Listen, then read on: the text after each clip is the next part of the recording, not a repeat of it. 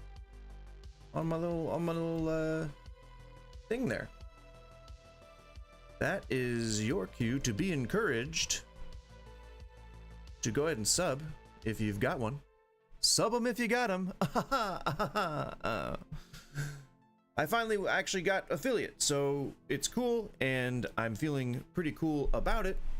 And that means that you might see ads, but I think I set it up so that I only have to do half of what would be on television, which still seems like a lot, but television is like 3 minutes for every 14 minutes. It's like 2.5 minutes for every 14 minutes of television, which I know that doesn't sound like very often, or it sounds like it's way too often to be true, but they space it out so that you don't, like, they do all these studies with the Nielsen families that have all the ratings boxes and things like that in their homes, and they do all these studies about how people consume television, and that's why soap operas started, is because they wanted to advertise cleaning products in the middle of the day when wives would be at home traditionally. That is no longer a thing, and so that's why soap operas are no longer a thing. If you like facts, weird, stupid facts that nobody gives a shit about, I am perfect for that. I'm your guy. Subscribe to me, and you will be dedicating yourself to months worth of facts that nobody gives a shit about. But yeah, so basically what they do is they design blocks of television so that it will be like in line with the story arc. It's like up, down, up. So it's like good moment, bad moment, good moment. And that makes people happy and want to do happy things and buy happy products. And so they advertise happy products. And then they do like up, up, down at the beginning of the thing, or it's like down, down, up at the beginning of the thing. You know, they just kind of structure it different ways that encourage people to purchase different things at different times. Long story short, the way that I have the ads structured on here, as far as I'm able to tell any influence I have over them, I set it so that it's, I think, 30 minutes every 2 hours or something, which is still, I mean, that's a decent amount of ads, but it's sort of like, it's about half of what you'd see when you're on television. That's just such a long and roundabout way of getting to that one point that I was trying to make. So it's not that big of a change. I know that for years and years and years, why did you put us in a lobby if, I think we need 40 to start, right? Yeah. I was gonna say, why'd you put us in a lobby if there's no one join it? If there's no one here? Come on, dice. One in the chat if you're excited for Battlefield 6. I'm gonna put a 1 in the chat. I'm gonna follow my own rules. Look at that. I put a 1 in the chat there. 1 in the chat if you're excited for Battlefield 6. I know I am, and that is for damn sure. Why did you pick the little bird? You could have picked any helicopter, and you... Oh, okay, well, in a lot of the games that I play at night, I have my fire buttons and aim buttons switched. It's just because I'm too lazy to put them right, because the games that I play at night are just super casual. Point me at him! Okay, well, if you point me at him, I can get him. But you gotta point me at him. I can't see anything right now. I'll just assume... You know what? I'm freaking out of here. Oh, if you... Oh, well, probably not.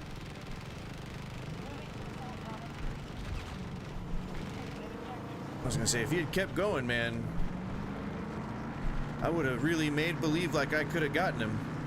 I'll tell you that much. Yes, sir. Yes, sirree, Bob. Ooh! Was that just a random, like, did he just shoot that? Is this like the MC Bolt, like master? The MC Bolt, ow! The MC Bolt god? Okay, well, nobody needed to shoot you. Whoa, buddy. Is he dead? Ow! Ow! Okay. Okay. Okay. I think somebody saw me up on there. That's my guess. Could you... Why the Nightbird? And we try to fly up into the upper atmosphere. What? Do you need to go out? Ah, shit. Okay. I'm gonna see if I can run really, really quick. Don't stall, don't stall, don't st okay, you're stalled, you're stalled, you're stalled, you're stalled, you're stalled, you're stalled, and you're stalled. Okay, and we're just gonna try and fly casually. I'm gonna run and let her out.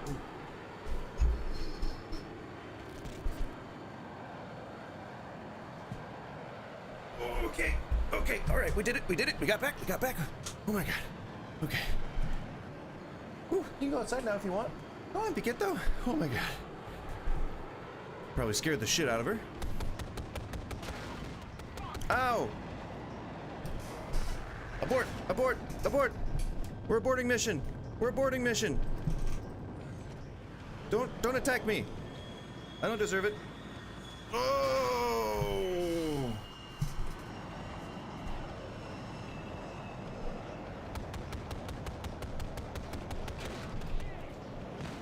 No! I couldn't switch to my... So my mouse sucks. It does this thing like way too quickly. Does the scrolling way too quickly. And so I will often... Are you seriously just gonna be a bad pilot right now? Don't do it. Don't be a bad pilot. Let me be good gunner, and you'll be good... Let me be good gunner, and you'll be good pilot.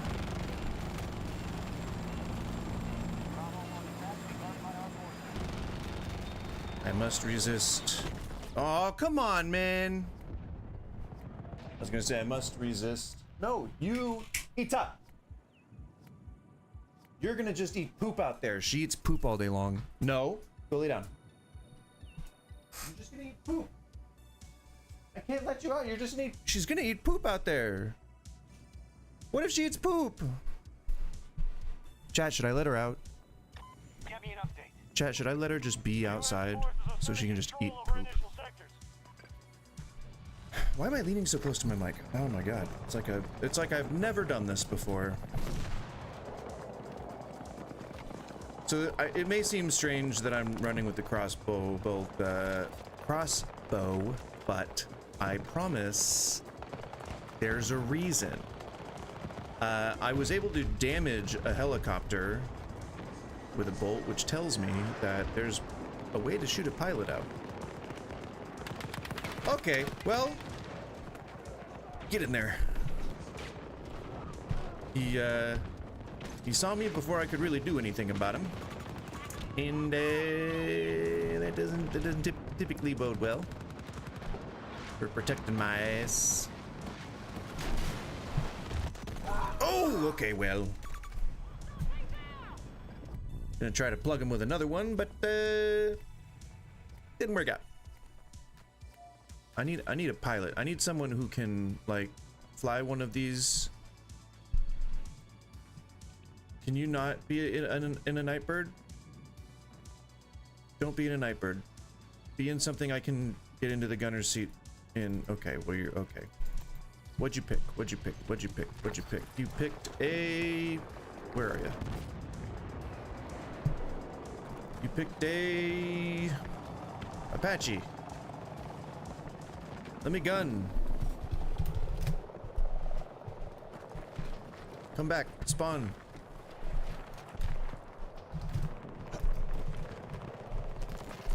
In case he decides... Come over here. He's got chat. Chat open? Do you wanna come back on over? Come on over. Come on over, brain. No?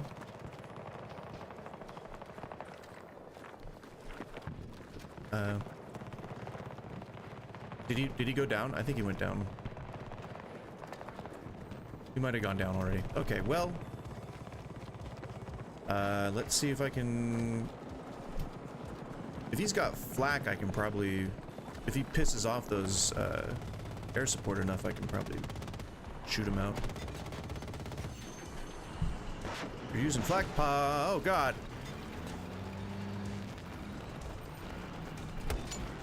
Ooh. Do some major redeeming.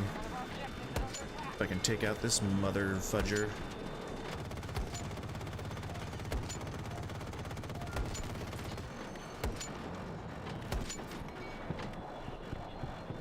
Come back. Come back. No. Oh god. Did I do that? No, I didn't do that. I was like, oh, I saved us. I didn't save us. The guy piloting the vehicle saved us. I mean, just in case, you know. I know that flak doesn't really do anything to Jeeps, but you know, sometimes you just gotta shoot at stuff. You know, that's really the only way that you can handle these extra stressful situations. Come on back over, dude. Come on. You know you want to. I'm just gonna keep throwing flak at you, buddy. May not even hit you, you know? May not even hit you. But it might. And if it does, I'll look real smart. Did I say that out loud? Get flaked. Does flak even reach that far? Look front! Owie. He's in the sun. He's in the sun. He's hiding in the sun. Does flak reach that far? Somebody tell me. Somebody, chat, if you know, let me know. Does it reach across the map? Will it reach across the map? Can I just lob these things? Because essentially, when these get close to a bad guy, they pretty much just pop, right? That's sort of my understanding, is that...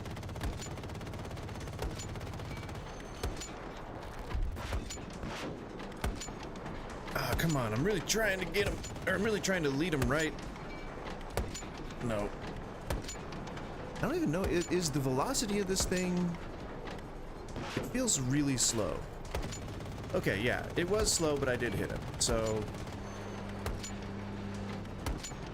Sort of good results, sort of bad results. Where's the bad guy again? Reorient me! Aw, crap, he's way too high now. Get it. Need a fucking break. What was that? Juice! Seems angry.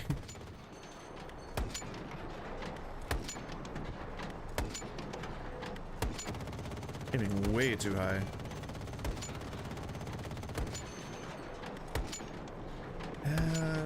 I'm definitely not leading, and okay, I guess it. So half of my results are telling me that okay, I did. Okay, should be like, ah, come on. Oh, okay, well, we did it. I did it. Look at me. I won. I didn't do anything now. I didn't. Wish I had. I mean, I can just use this as basically a mortar, right?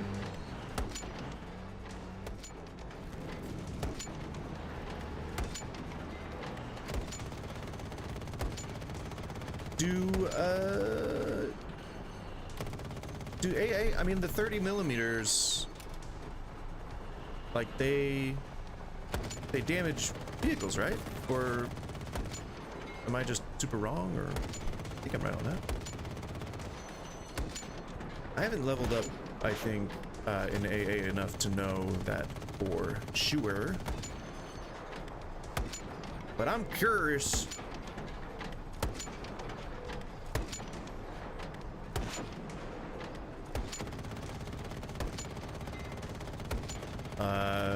That's, you know, that's a good way to avoid getting hit by a missile, I guess. Oh, did he just go down?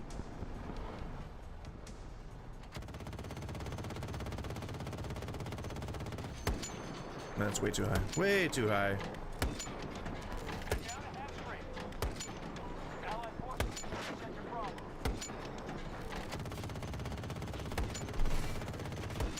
Oh, got it. Got a little hit there, I guess.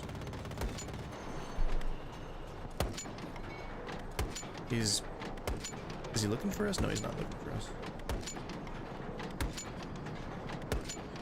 Doing just like the World War II guys, you know, just pop, pop, pop, pop, pop, pop, flak everywhere. Pop, pop, pop, pop, pop, pop. You gotta pepper them, you know. You gotta dash a little, put a little bit of salt and pepper on them. Gotta season them up a bit. Oh, she's licking the wall. She has started licking the wall. Very interesting.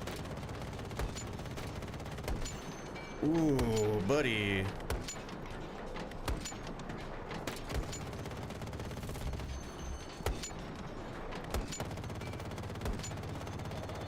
Went down like a sack of potatoes. Ouchies. Who shot at us? You don't let him do that again. Ow!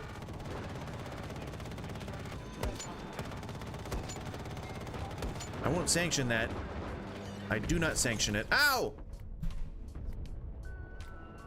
I didn't sanction that either. People are doing things I didn't sanction all over the place. There's so many unsanctioned things happening right now, it's hard to keep track of. Too much unsanctionedness. It's unsanctioned. Bravo 2 under Russian attack. Well, can't get them all.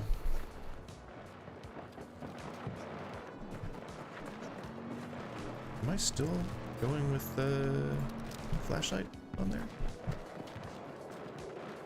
For some reason. What are we shooting at? Sector Charlie in hand in hand. Shooting at the bad guys, that's what we're shooting at. Am I sighted in right? Don't stop them, they'll take every sector. I do not think I am. I think that's going way low.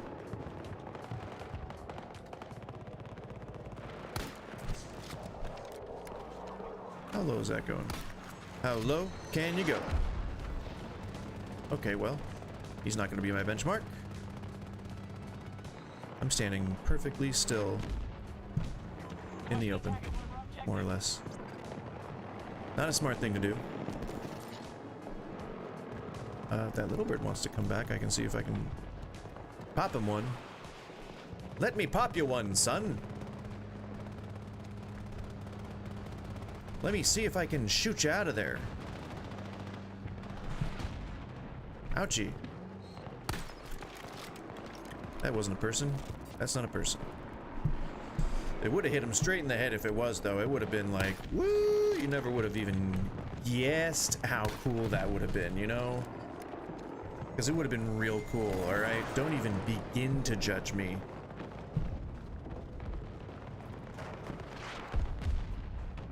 That's right. I refuse to be judged. Prepare your vehicle and I'll get into it. And we can... Oh, God! I'll help you. Ooh. Keeping it repaired, keeping it repaired, keeping it repaired. Get in, get in, get in. Okay, cluster shot for some reason, but you know what? Sure. I've shot pilots out with cluster shot before. Why not? He's like right above us.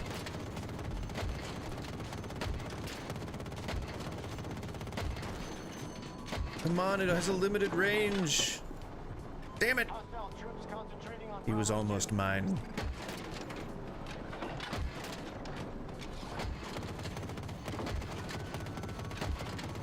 Didn't realize you could get damaged so much with cluster shot, did you, buddy? Oh, I'm so sorry. I'm so sorry.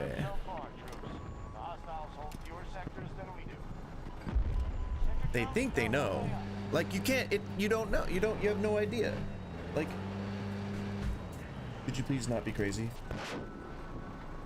Please? Try not to be crazy.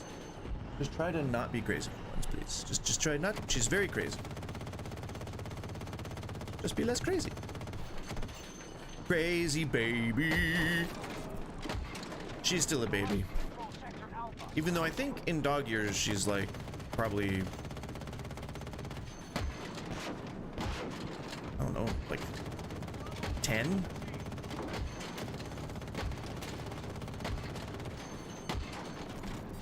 Oh, come on, that should have been a forced crash, you bastard. This bullshit artist. Scratch that. Bullshit. 9 o'clock. Oh, sorry, I wasn't doing my job. Sorry, Give me a sorry. break, guys. Come on. You come on. I refuse to be talked down to. I refuse. I mean, that's not going to stop anyone, but I refuse. I will not allow it.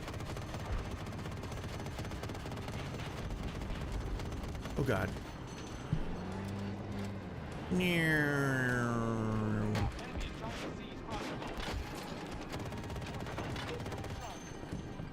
Where's the, where's all that air support they had before, huh? Where's all that? Is it gone? Did it get destroyed? Yes, it did. Yes, it did. Yes, it did.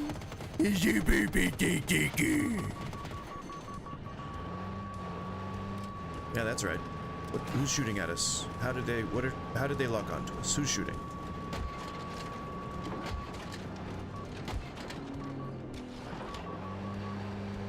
That thing just kind of disappeared. Where'd that vehicle go? Go ahead and try it. Try it, you bastard. Buzz, buzz, buzz, buzz.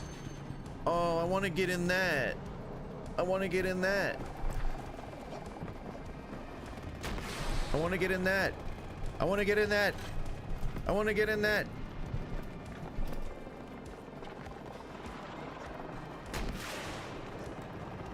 Land. Land, you son of a bitch.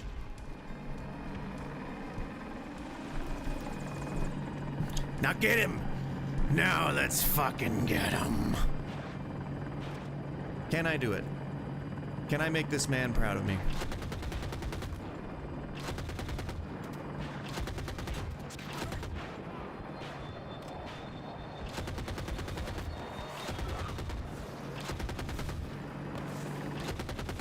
Check the left.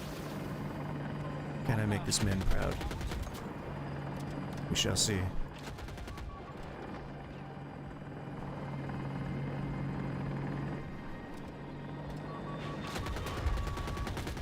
All right.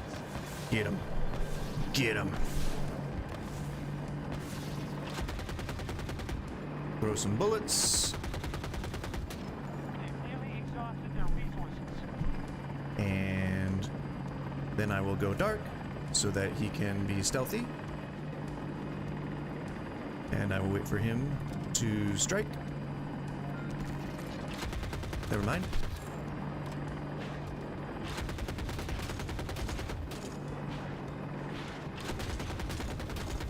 Can't really do anything. Incoming fire. Right side. Run! Eyes left.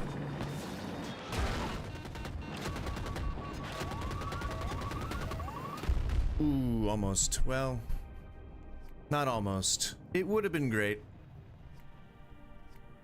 But he died. We died. We all died. Everybody died. Everybody got washed away in the cosmic storm of deathitude. Does that work? That makes sense, right? Please tell me you got into another one. Aw.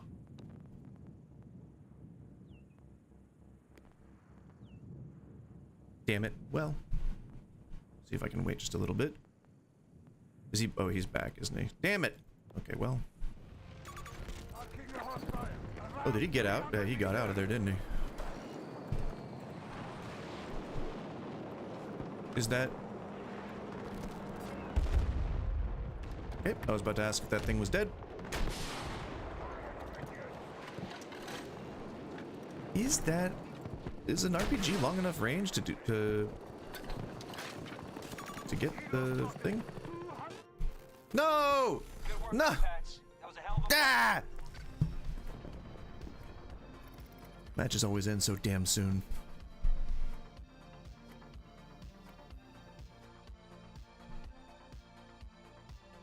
Oh, what did the results of the poll say? I didn't even get it. No votes. You guys suck. You gotta vote in those. Somebody said good game, losers. Good game, losers. Like we're all back in high school, right? Everyone loves that. Teehee taha.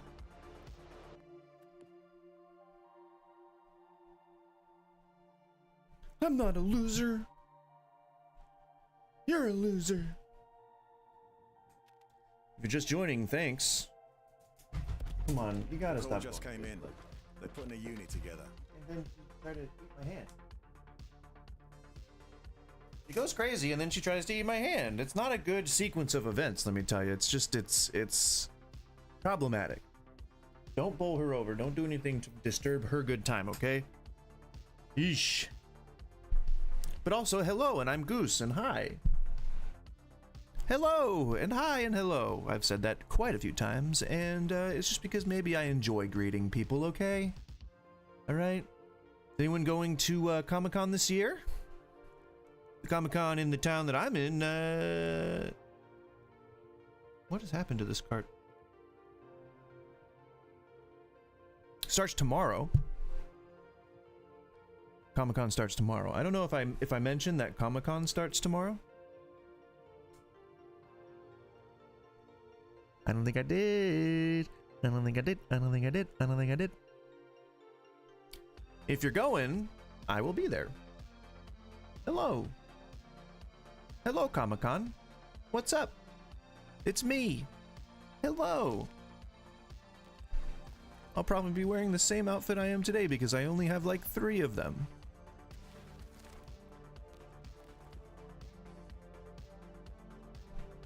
Which is, you know, it makes things easy.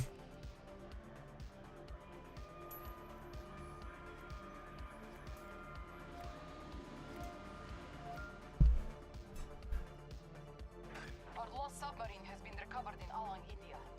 While our national property is being defiled, our most secret weapon systems are being looted. XCon 187. I don't know that you'd necessarily want to advertise that, Immediately, and with them you must prevent the Americans from establishing a presence. but you never know. This effort will not come easily. So I've got my finger poised over the pilot key in case the person decides to bail, because a lot of people do. A lot of people do. Just in case. We'll be ready.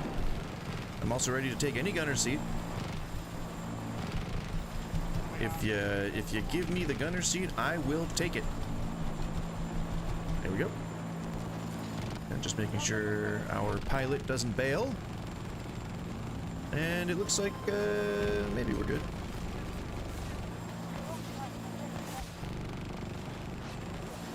All right, boys, I'll keep an eye out. You stay frosty.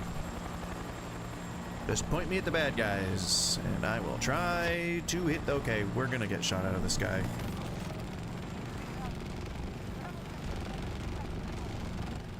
Oh, well, can't.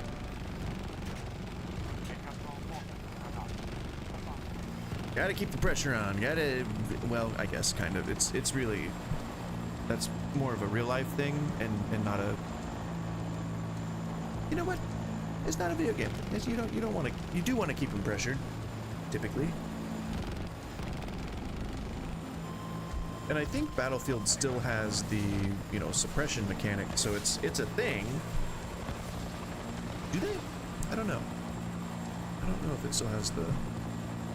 That would be fascinating to know. Taking fire! Ow! into the ground.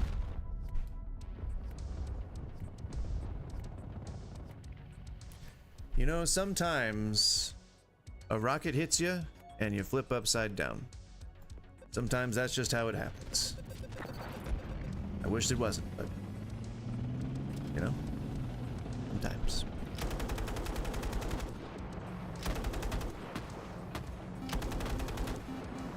Heavy machine gun. Where are we being fired at? You know that this thing is supposed to be like. Oh, is this? What are we in? Are we in a MAV? What is this? Brawler? Oh, it's a tank.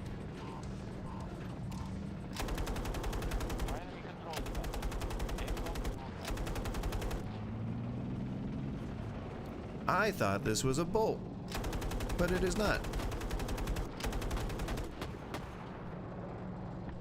What are you shooting? What are you shooting at? Show me. Show me your shooting target. What is palatial accent? Like Audrey Hepburn. Friendly is down. Was that Moon? Crystal Lake? No, not Crystal Lake. Camp Crystal Lake.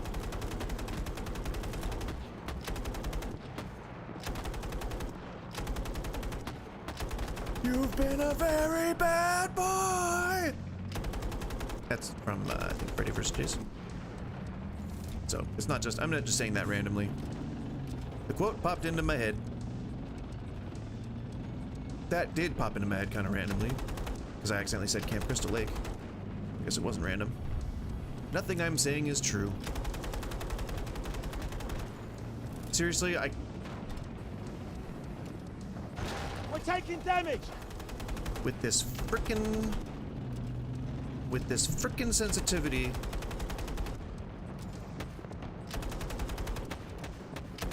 Vehicle's in bad shape.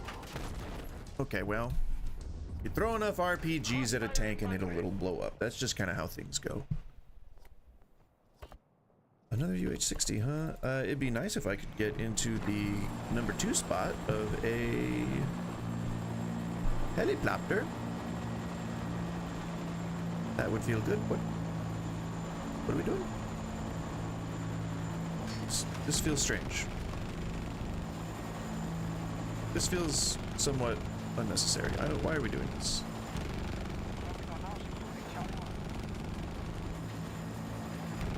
Oh boy. Okay.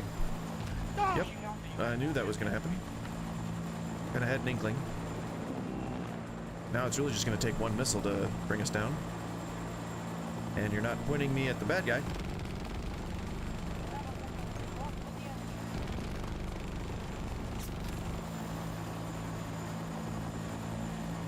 You gotta keep moving. You can't just chill. You gotta keep moving. Oh, okay. Well, you know, capturing the point is important too.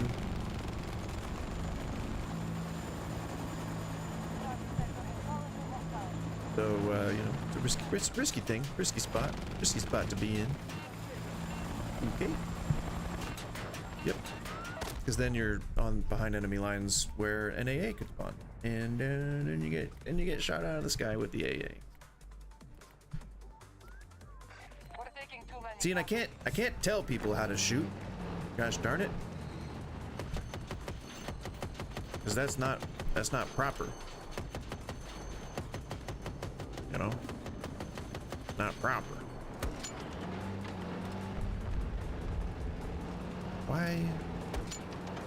Why do that?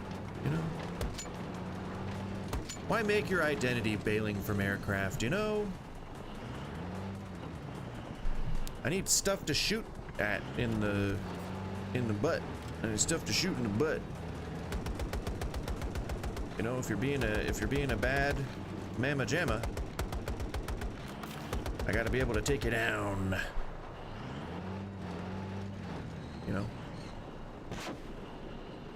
Oh. She's a bad mamma jamma. Just as fine as she could be. Woo!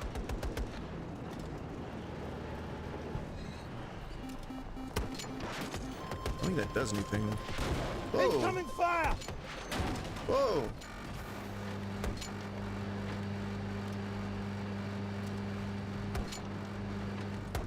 Okay, so that may have hurt a little bit.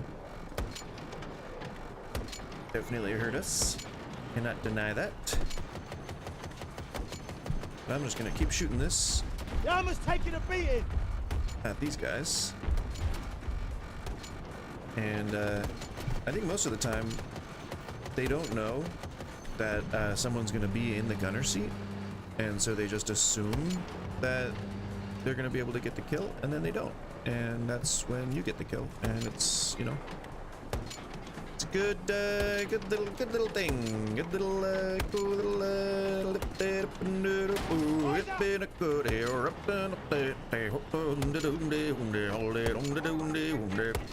See, I burst right into song at any given moment. Incoming That's the on kind our of quality content you can expect from this my channel. My channel. We have taken Bravo sector. Well, maybe he's learning how to fly it, you know. Does that hurt at all? Does that hurt you?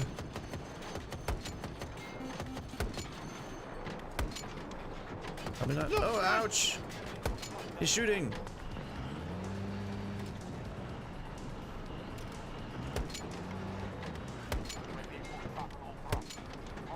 Can it hit him? No. I mean, it probably can, but it will not. taking damage! Taking damage! Alright, well, that was supposed to be an accent, and it did not really sound like one. Sounded actually kind of different and offensive, and not really what I should have been doing at the time. Don't go up on the frickin' thing. You were doing fine. You're doing fine, buddy.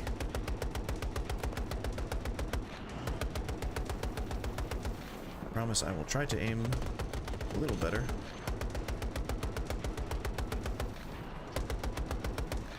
It's not easy. I'm trying. I'm just shooting at little, like, squiggles, so it's a little difficult. Shabam. That's how you do that. Good job, good job, good job, good job, good job, good job. Nice callouts, nice callouts. Too many callouts, excessive callouts. And shabam! Nope, nope, nope. It didn't quite get a shabam there. Shots fired! Up ahead! Got someone in here doing the machine guns. Eyes up! Might want to do them.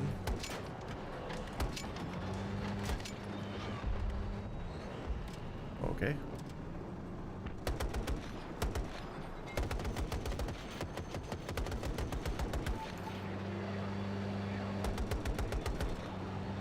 Don't get into my don't get into my flak pod. Don't you dare. Oh shit. Oh shit. Oh shit. Ah, no.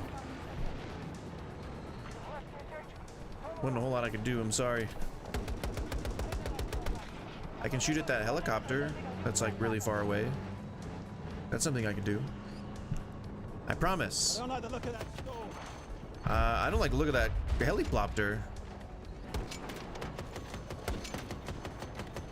Does he just not think that there's a guy in here doing gunner stuff?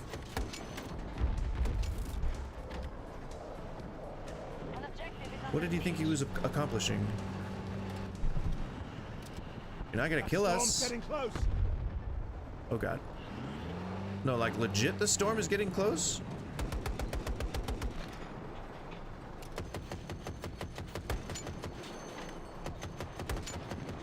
Contact forward! Howie! It's not nice.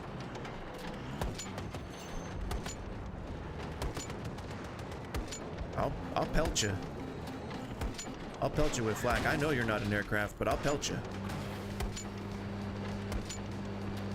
Get pelted. Yeah.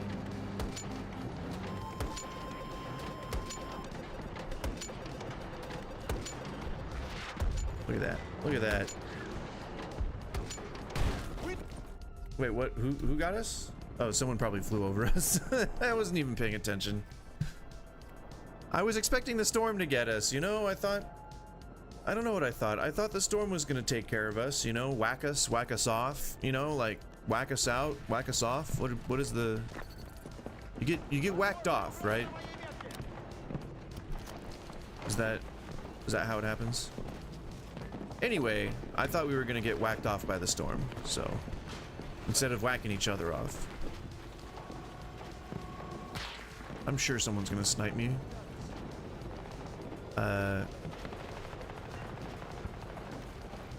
But I would love to just, like, try and take a pot shot. People are getting swept up by the...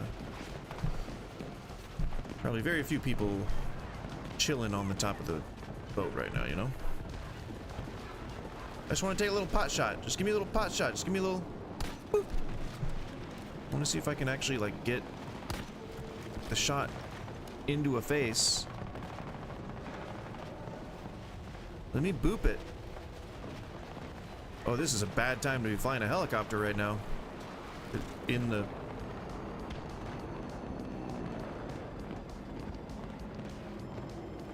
I mean, you do you, buddy.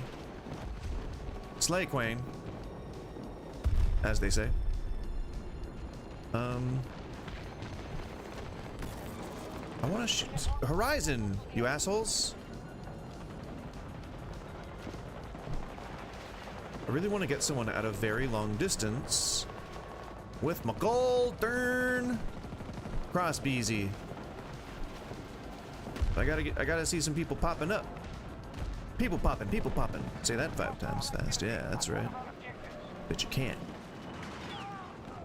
You probably can. I think everyone can.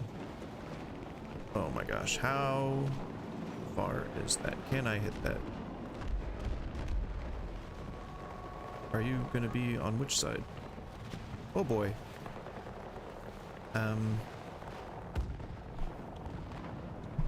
still want to try and hit somebody in the face. Where'd that helicopter? Where'd it go? Where'd the bad guy go?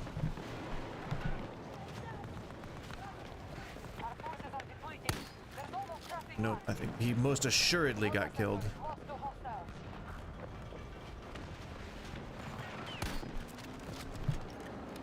How far away are you? What is the distance I'm working with here? We are initiating an attack on Delta 1. I gotta use the old-fashioned method.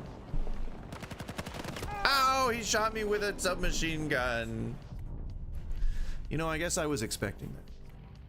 You can't just stand somewhere for however long and expect to not get shot in the back. You know? That's just preposterous. Perlopsterous. Lobstergrous. Is this where the... Is the tornado? Or what's happening right now? Why do I seem like I'm in trouble?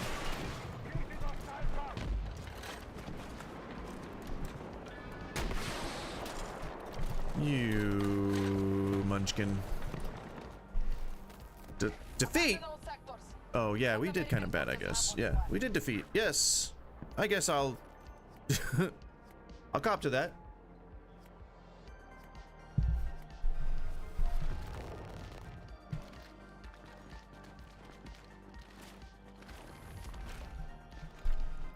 If you like these lukewarm plays and you want to see more, sub to the channel.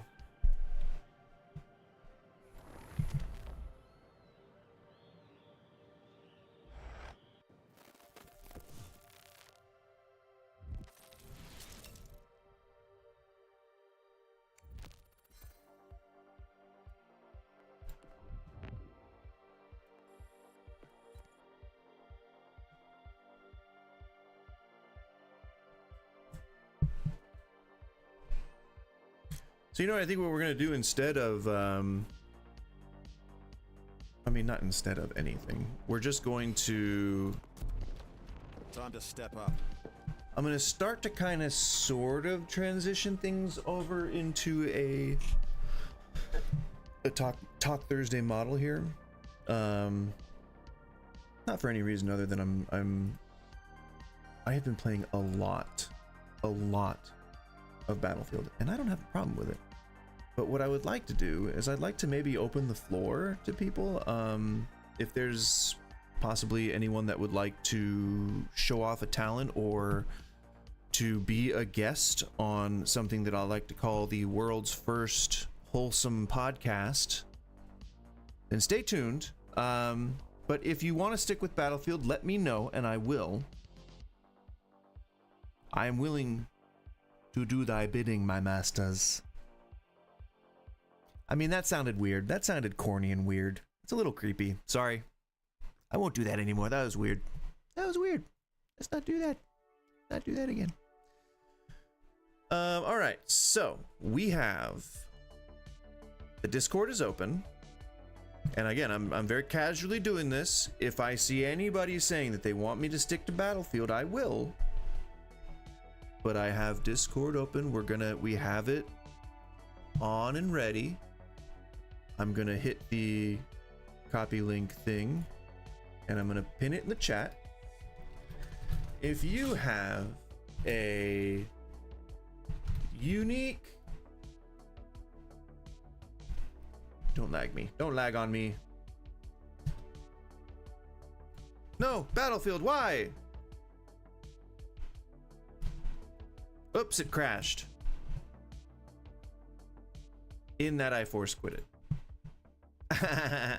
Take that, Battlefield, you son of a bee sting. All right. So here's what we're gonna do. We are going to, I copied the link and I'm going to finish what I was typing. Okay, if you have a unique hobby or a fun job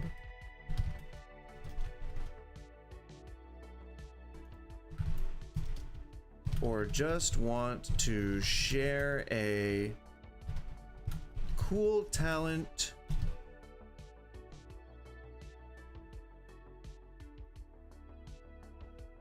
or something you made,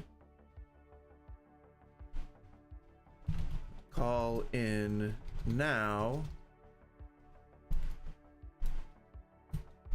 here, now, here. I gotta put my little bit of my trademark silly goosery in it.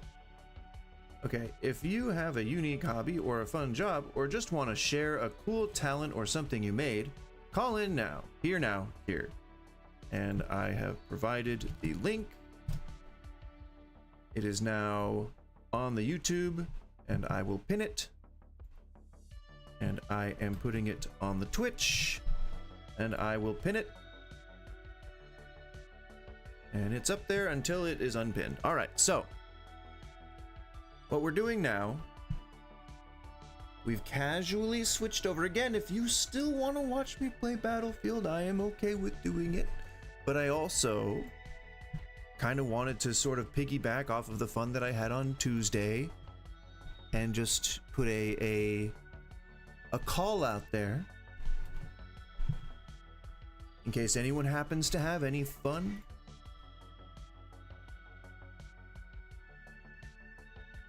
Boy, the trash man has come very late today. What you staring at me for? You baby. You baby. She's a baby. She's a baby.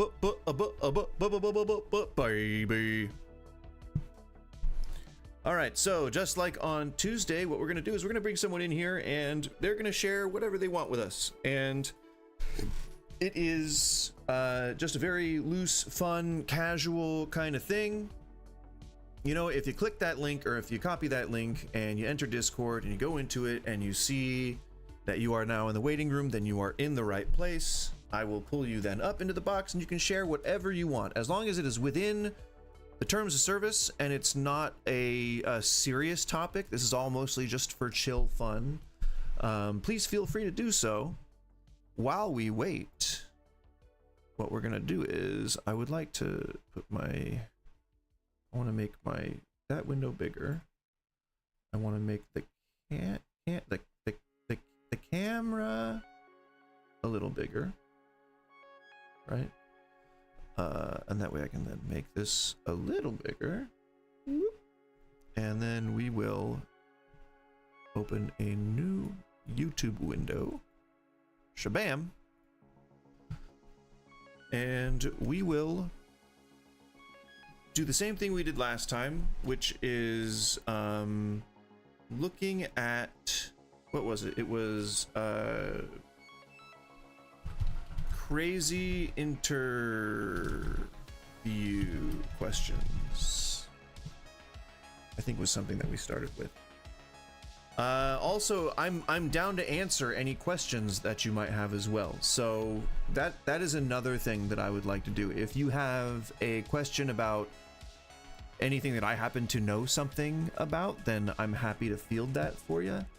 I am not a qualified therapist. I am not a doctor or anything. I simply happen to have worked a long time in the service industry and know a little bit about some business things, owning businesses, starting businesses, becoming managers, getting promoted at work, giving good interviews. Almost every interview I've given has been a slam dunk, out of the park interview.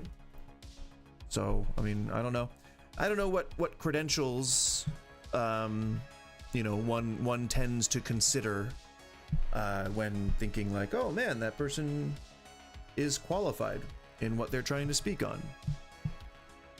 So maybe you can join and tell me that. You know? Not best interview answers. Ow! My back. Oh, my back.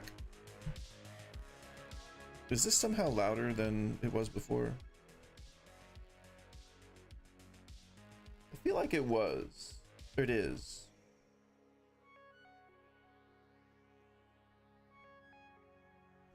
Anyway, I have Battlefield on the back burner. It is ready to go. But just for now, we're doing this. Don't reveal these. What?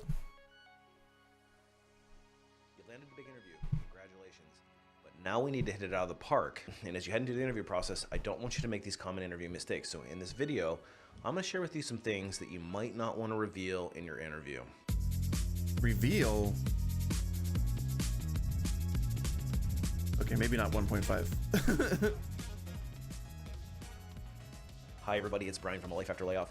Today I want to talk to you a little bit more about interviewing, specifically what you shouldn't reveal if you're talking to a recruiter or a So already this is a little concerning to me, because it feels like you're kind of setting something up for deception, like you're going to be deceptive about something. I'm going to bear with it, but I don't know if I'm liking it right now. Let's see. I'm trying to make a clickbait title for this. Must see. Tell me if it's clickbaity enough, okay? Must see the world's first podcast where you get to be the guest.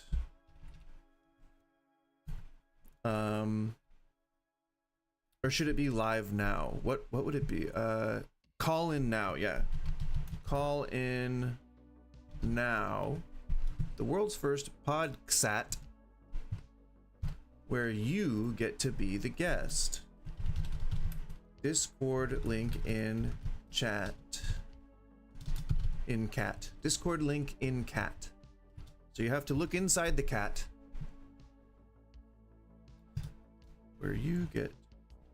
I'm getting so good at making my titles almost exactly 100 characters just in thinking about them. Where you get to be the guest. Discord link in chat.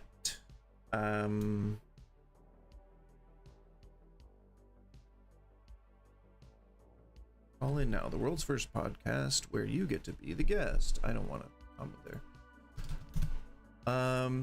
Discord link in chat.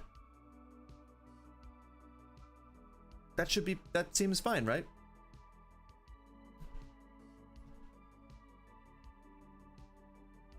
Sure. Okay, that sounds fine. Yeah.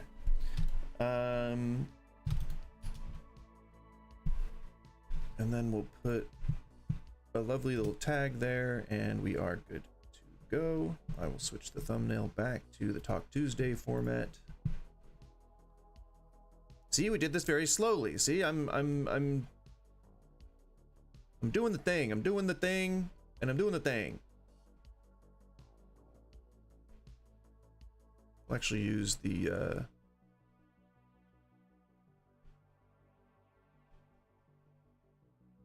Theme Thursdays. There we go. All right, perfect. And then the category will once again go to people and blogs. All right. We've been adjusted. We've been adjustified.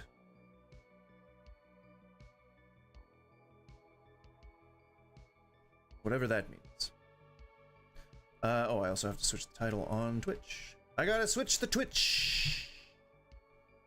Switch the Twitch.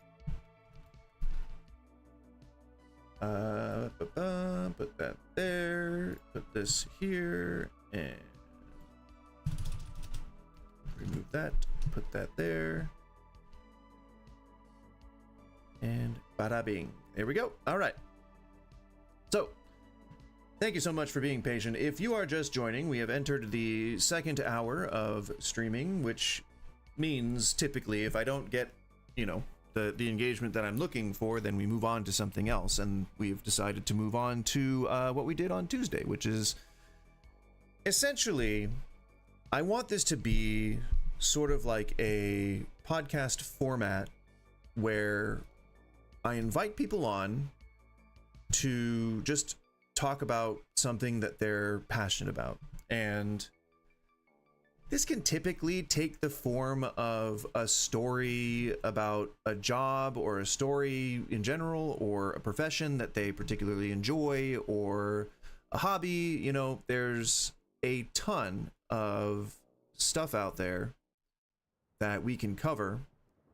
And yeah, I mean, I basically just want to hang out, pick someone's brain, and we'll just do like some coffee house podcast bullshit. That actually makes me think that we should put like coffee shop music on, you know. And I don't like this one because this guy always makes the same gosh darn music every damn time. Jazz music.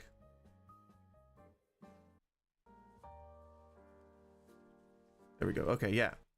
So now it's like a podcast, okay? Hello, hello. Okay. Perfect. Perfect. It should be lower though. It should be somewhat intrusive because that's how podcasts work. The music has to be somewhat intrusive. But then it has to like kind of fade into the background as the guests start to be, you know, more involved in what they're saying. I am live, I promise. Here you go.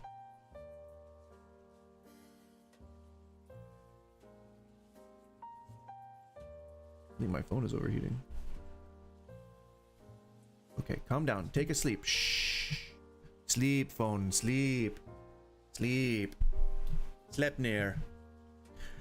All right. So, also, let's put that little text thing up. What was that? Was that this one? There we go.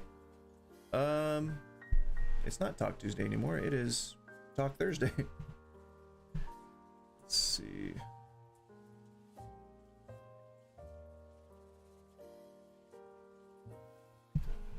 You can be a guessed right the frick now.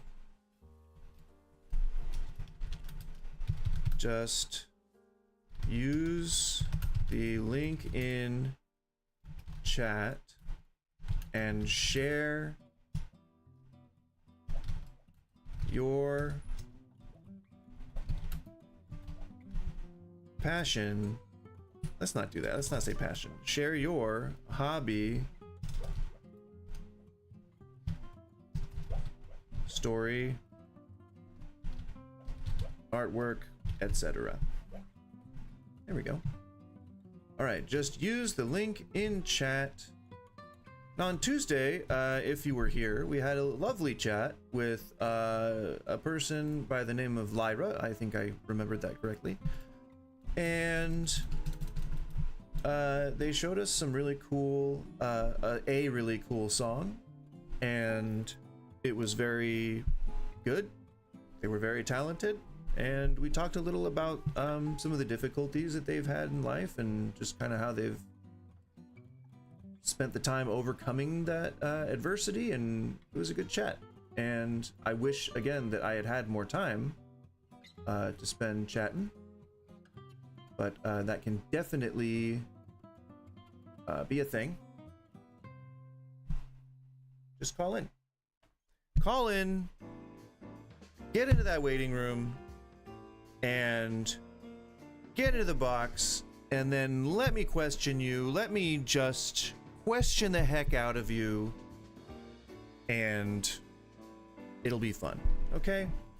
And you know, if we go let's say if we go 20 minutes without anyone calling in, and this is a chill call-in show, you can talk about art, you can talk about science, you can talk about anything that isn't a controversial topic or too heavy for us, you know. But if you've got some hobby or some kind of if you got a job that you like, that is particularly fun, that not many people know anything about, or if there are misconceptions that you've heard about your job or your industry that you want to clear up, if you have a question about anything in the restaurant industry, or if you just have a fun song, a poem, or a piece of art for us, then feel free to call in, join.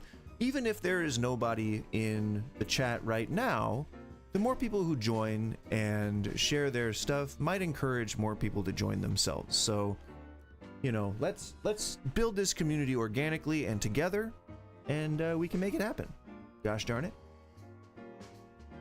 Gosh darn it. I have faith that it'll happen. I love the frame that I have paused it on here. That is hilarious. I apologize, a life after layoff, for the compromising position I've put your face in. My apologies. And if you would like to just stick around and watch the world's most wholesome podcast, then stay tuned. Actually, I believe what I'm supposed to do here is I'm supposed to be talking, like, I'm supposed to have the microphone very close to my face. That is actually a requirement for podcasts. And I started to kind of do it with this really obnoxious metal thing that came off of my mic stand. Did you just poop yourself right now? Because that's what it smells like. Dear God. It's like a sewer is flowing out of her behind. It is insane. Yeah, so I gotta get the feel right. I gotta get the vibe right here. Okay, all right. And I have to be like, it has to really frame the thing. Oh God. Oh no, that's fine, Helmet. You always you know, have to give a reason for not being able to stick around. I appreciate you, man. I appreciate your dedication for showing up even when you're, you know, trying to do parent stuff. I think that's very commendable of you. It you know, I wish that all viewers had your stick-to-itiveness and your ability to multitask. Yeah, that's what I was just pointing that out. I thought it was very funny. All right, so I have to adjust I have to adjust my speech a little bit to make sure that I'm sticking with the podcast theme. I'm also going to have to adjust my recording volume. We're soothing things down. We're soothing it down. We're turning it down. We're soothing it down. We're getting down.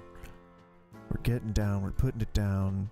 And we're putting a gravy on it and a stank on it. And we're going to do it until the cows come home. All right? And that's just going to be the kind of day that we're going to have.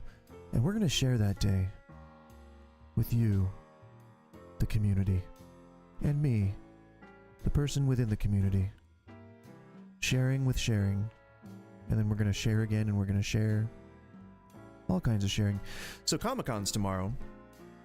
And I have gone to Comic-Con, gosh, the last 4 or 5 years. And only in the last couple of years have I really had the, I guess, the bug, the kind of, the thing that just really made me want to try to ask a question. And I mean, I know that it's mostly reserved for like fanboys and girls, and it's mostly for children, mostly for people who don't really get out much and get to see that kind of stuff. But I don't know, I felt like maybe I had something unique or something interesting to bring to the table, but I don't think that I had the vibe right. I feel like perhaps my personality is just a little too different, I guess, right? Like I have this urge to almost go over the top all the time. And I don't feel that here, which I guess is kind of why I'm a bit more my authentic self here than I am, I guess, even in my normal life. It's like, I don't know how to describe it. I guess what I'm trying to say is that when I try to make friends with people, I tend to either seem psychotic, like an agent of chaos. Like imagine, shoot, do you guys remember, oh, what is his name? Adrian Pimento on Brooklyn Nine-Nine, or Rafi from The League. The guy that plays those characters is Jason Milanakis, and he's a hilarious person. And his normal self is not anything like his characters on those shows. And so, he plays it up, but he still has that kind of like sense of humor, and you can see that when he's interacting with people. I'm going on this train of thought because he was recently on Taskmaster, like one of the more recent seasons of Taskmaster, and he was, kind of billed as the agent of chaos, like the guy that's gonna try to get on the roof all the time. And what I found really funny is that his performance there was actually pretty muted compared to a lot of the, I mean, we're talking about a guy who made it a policy, whose character made it a policy to have pocket hot dogs all the time. And he shot at his best friend from across a room, like with golden guns, John Woo style, who was played by Seth Rogen. It was a whole thing. He's a funny guy. His characters are always funny, and it's it would have, like, that, I feel like that would have been sort of the way that I would have been typecast, as like the guy that just does the crazy shit. But like that's definitely not how I wish to represent myself. Like I think I got a weird oh, it's itching. Oh my god, my nose is itching so bad. You know how like sometimes when the air is dry and then it's wet again, like you get these like weird crystallized I'm sorry if you don't like the word booger, but that's the only way I can describe them. Like weird crystallized ones, and they just kind of like tickle the inside of your nose. And I've blown my nose like 3 times before I started the stream, and I could not get rid of it. It's probably an old man thing. I forgot that I wasn't in the box. So if you want to join the waiting room. If you have a talent that you want to share, or if you want to see me pantomime something, I'll pantomime anything you want, as long as it's within the TOS. I don't know why I'm talking like a grizzled old storyteller named Pappy. But if you have a talent, or if you have a fun job, or if you have a cool hobby, or anything that you would like to share, that is what this podcast, that's what this podcast is for. We are broadcasting right now from Portland, Oregon, and we're doing the world's first ever world record podcast, where you can be the guest star. An ad is starting soon on Twitch, so I don't want to say anything super important right now, but feel free to call in. Give us a good ring, and we'll give you a good talking to. Again, if you have anything you'd like to share, be that a talent, a song, a fun job, or a cool hobby, we'd love to hear from you. Go ahead and click on any of those links, if they're clickable, in Twitch or YouTube, and you'll end up in the Discord, in the waiting room, and I will then pull you up to the box, where you will then be able to go, hey, what's up, hello, and hi, and how's it going? Questions we're going to want to have in the beginning of the conversation are like, what's your name? And what would you like to share with us?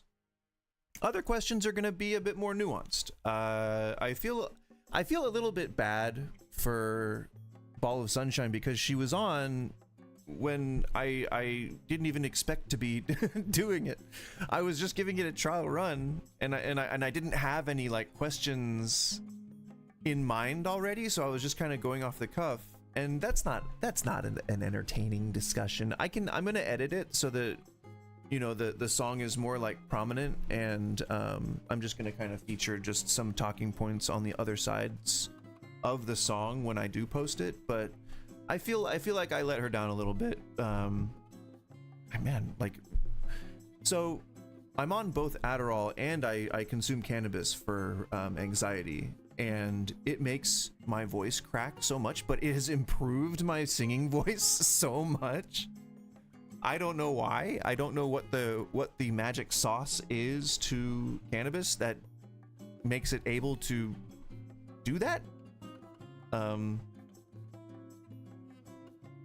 Or also maybe it's just me being more conscientious about my health and stuff. So please feel free to call in. This is a zero pressure environment where you can just call in and have a conversation if you want, and I can just have you know, some questions for you, and then you can dip if you'd like. But the idea is, if you have just something that you think might be interesting and you want to share it, I'm happy to facilitate that. My freaking belt buckle is cutting in to my belly. I'm overweight, in case you guys couldn't tell. I'm a bit of a fat fudger, all right? And I am actually recently been doing really well on eating healthier and not consuming as much. Beer has been my real killer. That's been the big one. Beer is such a guilty pleasure of mine, and it is so bad for you. And I don't do anything else. I don't overeat. Maybe I overeat, but like that's mostly due to like snacking or whatever. I can avoid that. But I don't eat too many meals. I usually just eat one meal a day. It's like the 16-8 OMAD diet, but I just do it subconsciously. And I'm otherwise healthy, because I was told when I was 30, this was 10 years ago, I was told when I was 30 that I was gonna die in 10 years if I didn't do something for my heart, because I guess I was at risk for extreme hypertension. And I'm sure he was being parabolic. That's not the right word. Parabolic. Oh my god, why am I thinking of the wrong word? Hyperbolic. Oh my god. I'm sure he was being hyperbolic, but I I guess it kind of scared me into the right direction, you could say. So, anyway, back to what I was saying. Join in, join the call, join the community, and if we get enough people in here all sharing stuff with each other, like their cool hobbies and stuff, maybe you might even pick something up that you never knew before. Maybe there might be like a hobby like macrame. Did you guys know about macrame? It's basically tying knots and making cool shit, like rugs, and there's like cool purses that people can make. If you like purses, you can also, I mean, you could macrame, I guess, a pair of shoes. I don't know why that entered my mind, because nobody would ever do that, but I think it would be interesting. You know, maybe like a pair of croc warmers to put over my Crocs. That's right, I wear Crocs. You feel free to leave the chat now if that's a deal breaker, because I guess I understand.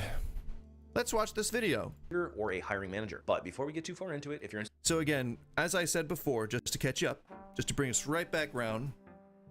I'm burping, sorry. There we go. Right back round to where we were before. This guy is saying these are some things that you should avoid revealing in job interviews. Now, revealing is a concerning term for me, but like I said before, we're gonna bear with it and we're gonna see if it's problematic. I have my own preconceived notions, but we'll see if they get dashed. interested in more career-related content just like this directly from a corporate recruiter, make sure you hit that subscribe I button. promise I will but stop also hit that pausing it so notification bell often. so you don't miss any future But you kind of content. have to for Obviously, with the my background in recruiting, I've interviewed copyright a and lot stuff. of people, and I've had some pretty interesting interactions over the years. There's some common things that I've heard job interviewers reveal in interviews that's probably not in their best interest. So I decided to put together this list of things that you shouldn't reveal to your interviewer, even though they might seem relatively innocent at the surface. Because after all right, so he's got 10 things. I might as well play along here, and I'll put a list of what I think those 10 things might be. So feel free to shoot out any ideas. That's an aggressive way of saying that. Feel free to give any ideas for what you think might be one of those 10 things. I'm guessing one of the things that you should never reveal to a job interviewer is when you're fired with cause. The reason being fired without cause might be a funny story, especially if you were able to get your money back. Fired with cause means you seriously fudged up and you did something that was inexcusable enough to have gotten fired over it. So that's a thing that you should probably not reveal. Theft. Now, let's be completely transparent.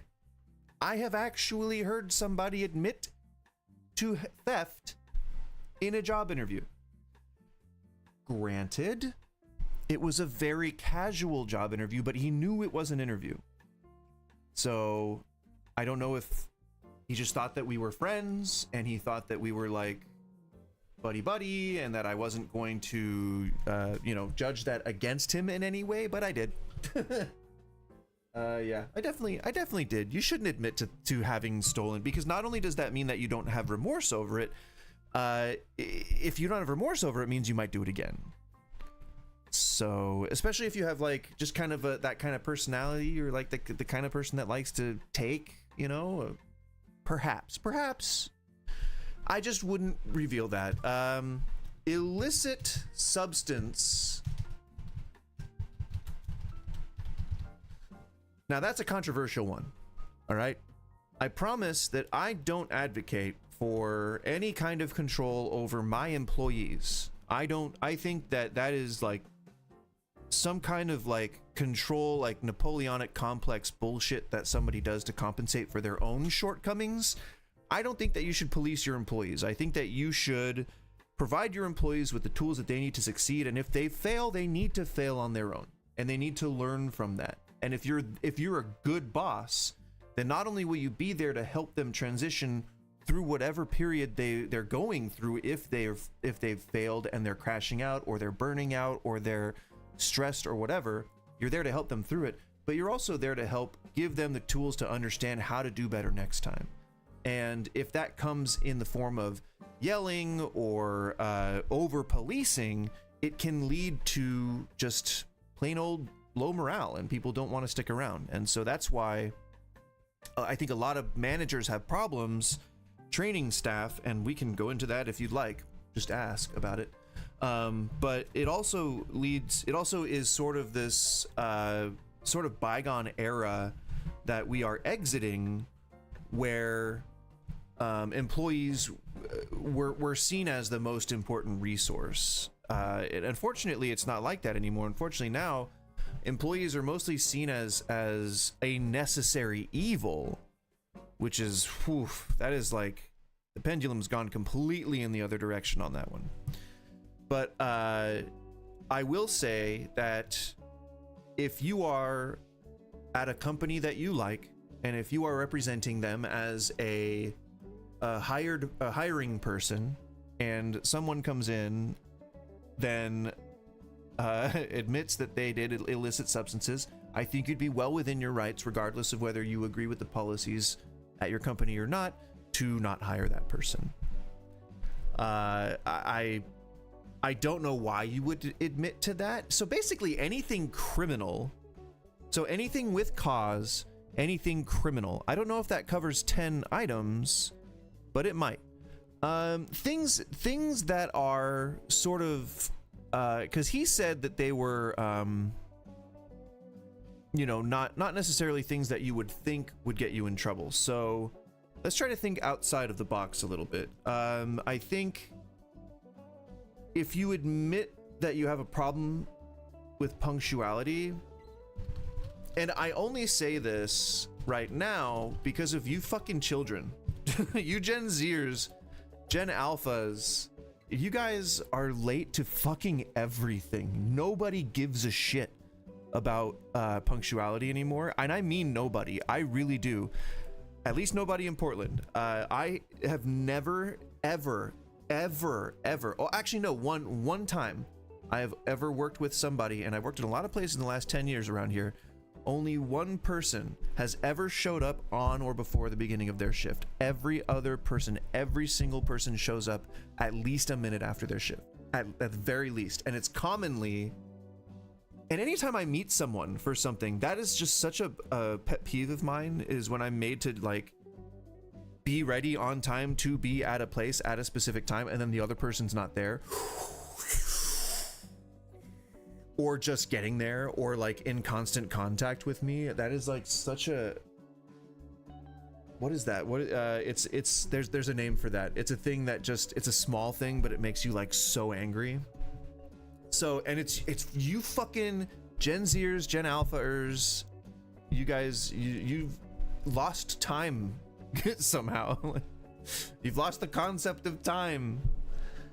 It's all in the pursuit of getting that bag, though. So, you know, Slay Queens, please, you know, I support it. Keep getting that bag. But it's definitely not something that you want to admit at an interview. I think that we've got a lot of the common sense idea here. So let's just see what he says, and maybe we can either disagree or agree with it. While interviewing can feel a bit like navigating a minefield, I'll type a few more. One wrong step can end you up in the no pile, and we certainly want to avoid that. So I'm going to give you a list of things that you should avoid revealing, and hopefully you're not making too many of these mistakes right now. First thing that you should avoid revealing is too many personal facts about yourself. This is often a symptom of somebody who is overly nervous in their interviews. Man. So already I feel like I have a problem with what he's saying. He says revealing too much personal info, and let me hear his whole point before I criticize it. Or somebody who's just flat out long-winded, and neither one of those are really good traits to have if you're going to try to impress the interview teams to convince them that you're the right fit for the job. And if you've ever dealt professionally with somebody who's a long-winded person, you know how difficult that can be to deal with. And the issue isn't so much that they're unfriendly, but they either overshare or they lack emotional intelligence. And the reason why this one's an issue is because employers will link your ability to articulate yourself to how you would perform in a business setting or a business meeting. So if you're somebody that is in sales, for example, and you're sitting in front of a client and you're going on and on and on, and you see a glazed look in their face, you're probably not going to seal the deal. So they'll absolutely use that as an indicator that you can convey your thoughts and your messages in a clear and concise way. So if you're somebody that tends to be a little long-winded, hopefully somebody's been nice enough to you in your career to... Like you, it doesn't take this long to make this point. What a fucking hypocrite. I turned it up by 1.25 speed. Pull you aside and say, hey, you need to wrap it up a little quicker. But generally speaking, 2 to 3 minutes in your interview At least they'll pull you aside. Conversely, if you're oversharing because you're nervous, it sounds like you need to practice a little bit more. Another possible danger, and could be a benefit too, I guess, of oversharing too much personal information is the person who is receiving that information. I'm gonna grab some water while this long-winded ass guy speaks. For or against you. So if you shared some hobby that you were really interested in, but the person who you were sharing it with didn't appreciate the hobby, you might end up losing them, or worse, they might actually start judging you for it. There's also the chance that you could share something that they're really interested in and you could have an icebreaker of some sort. But in general, I would avoid sharing anything that's particularly personal. Just keep it strictly related to the job at hand. The next thing I would avoid revealing in your job interview is the real reason why you're leaving your current employer. Before you jump to conclusions, I'm not suggesting that you should lie about what... Yeah, you are. Yeah, you are. I'm not saying you should lie, but you should probably make up a story. Come on! So, I am not saying that you should... Oh man, I always get the phlegm collects right here. I'm not saying that you should just go in and say every single personal thing about you, but as long as you're being clear and concise, then it really shouldn't be a problem that you're sharing things that you are, you know, either into or that you don't like or whatever. He's saying... This mistake right now. First thing you should avoid revealing is too many personal facts about yourself. This is often a symptom of somebody who is overly nervous in their interviews or somebody who's just flat out long-winded, and neither. There are more than 2 types of people, and you can't fit sharing personal info into a binary like that. There are people who are neurodivergent who share details about their life that nobody would, and it's not because they are long-winded or because they are nervous. It's because that is just a part of their personality. Some people can't avoid it. And aside from that, there are often times where you have to be like a shepherd. There are often times when you have to understand that maybe not everybody is going to be as skilled at speaking, or maybe not everybody is going to think as carefully about the things that they say. And you have to accept that that's a part of our society and that these are still people that are saying and doing these things. We are all capable of making mistakes, but it's the shepherds among us, the people who help lead society, who give people the tools to feel more comfortable in their community. And when we as hiring managers start to put personality aspects as, you know, factors for whether or not we will hire someone, it dehumanizes them. In a similar vein, but opposite to what I'm saying, I don't think that it should be our goal to become personal friends with everybody that we work with. We need to be, as this man said, emotionally intelligent, but we need to be emotionally intelligent enough to know our audience and to know that we are at a place that values our ability to do the job that we are there to do. And when on the clock, we should be doing that job. I think that it is insane to try to tell people that they have to act a certain way just to have a job. I think if we are able to put our pants on and leave the house and go to a place and do a thing and complete a task, then we should be trusted to function within society without having to be told, oh, but you're not acting professional enough, or your hair isn't a certain length, so you can't have this job, or you have a tattoo on your hand, so you can't have this job. Do you know what I'm saying? Like, it seems very strange to put a block onto someone's avenue or pathway to sustaining their life simply because of the way that their clothes look or the way that their hair looks, or worse, you know, an otherism category, right? So I think that if I was to be on YouTube trying to give advice for people who are looking for a job in a life after layoff, like this man's channel says, then I would probably do my best to find the happiest medium that I can between trying to fit everything into a binary and just saying, oh, well, I'm either going to be successful or I'm not. And then the other angle of saying, I can do anything I want because jobs are completely, you know, irrelevant. You got to find the happy medium. And that's not going to get clicks and views. What's going to get clicks and views is if you take a strong stance on either end. So I don't know if it's formulaic. The silver placard or plaque tells me that perhaps this guy knows how to make a YouTube video, considering the fact that he has not even half a thousand subscribers or half 100,000 subscribers. And this one video has 1.8 million views. Granted, it was 2 years old, but that shouldn't matter really. If it was gonna fall off, it would have fallen off. So clearly this man knows something.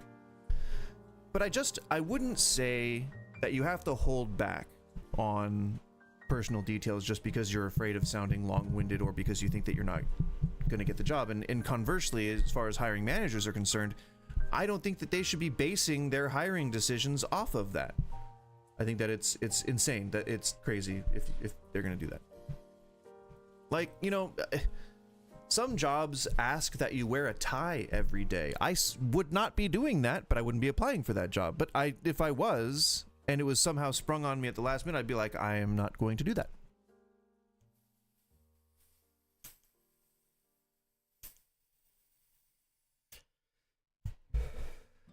And if they tried to fire me over it, I would then make them point it out in their employee manual where it says that I need to wear a tie. And if it doesn't say anything anywhere, then I would continue to work.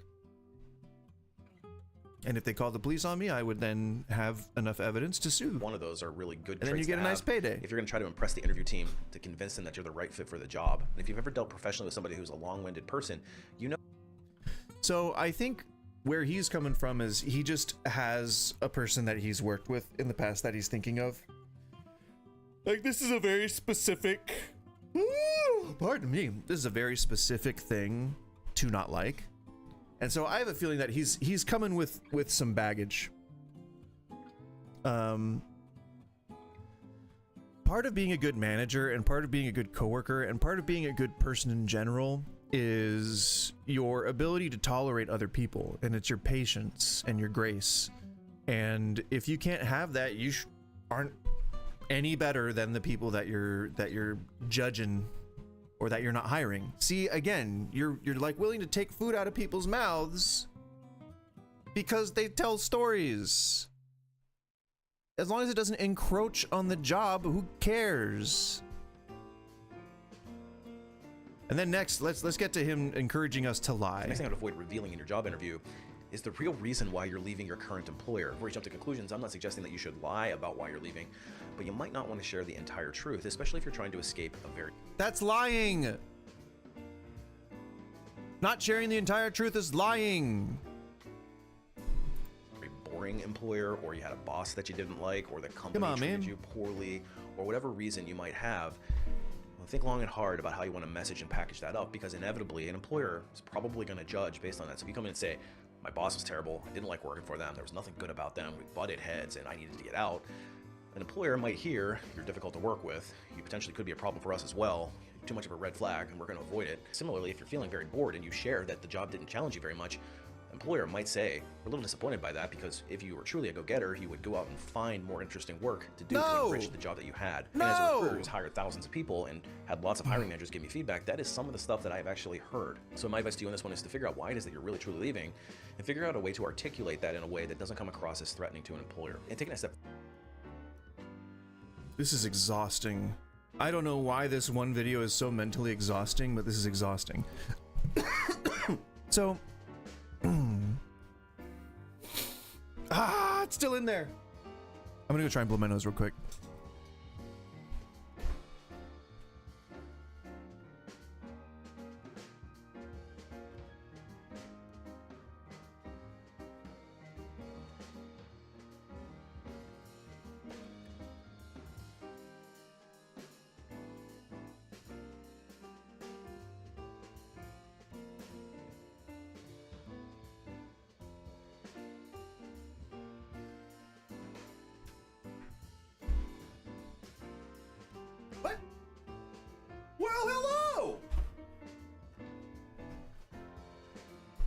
That wasn't very convincing, was it?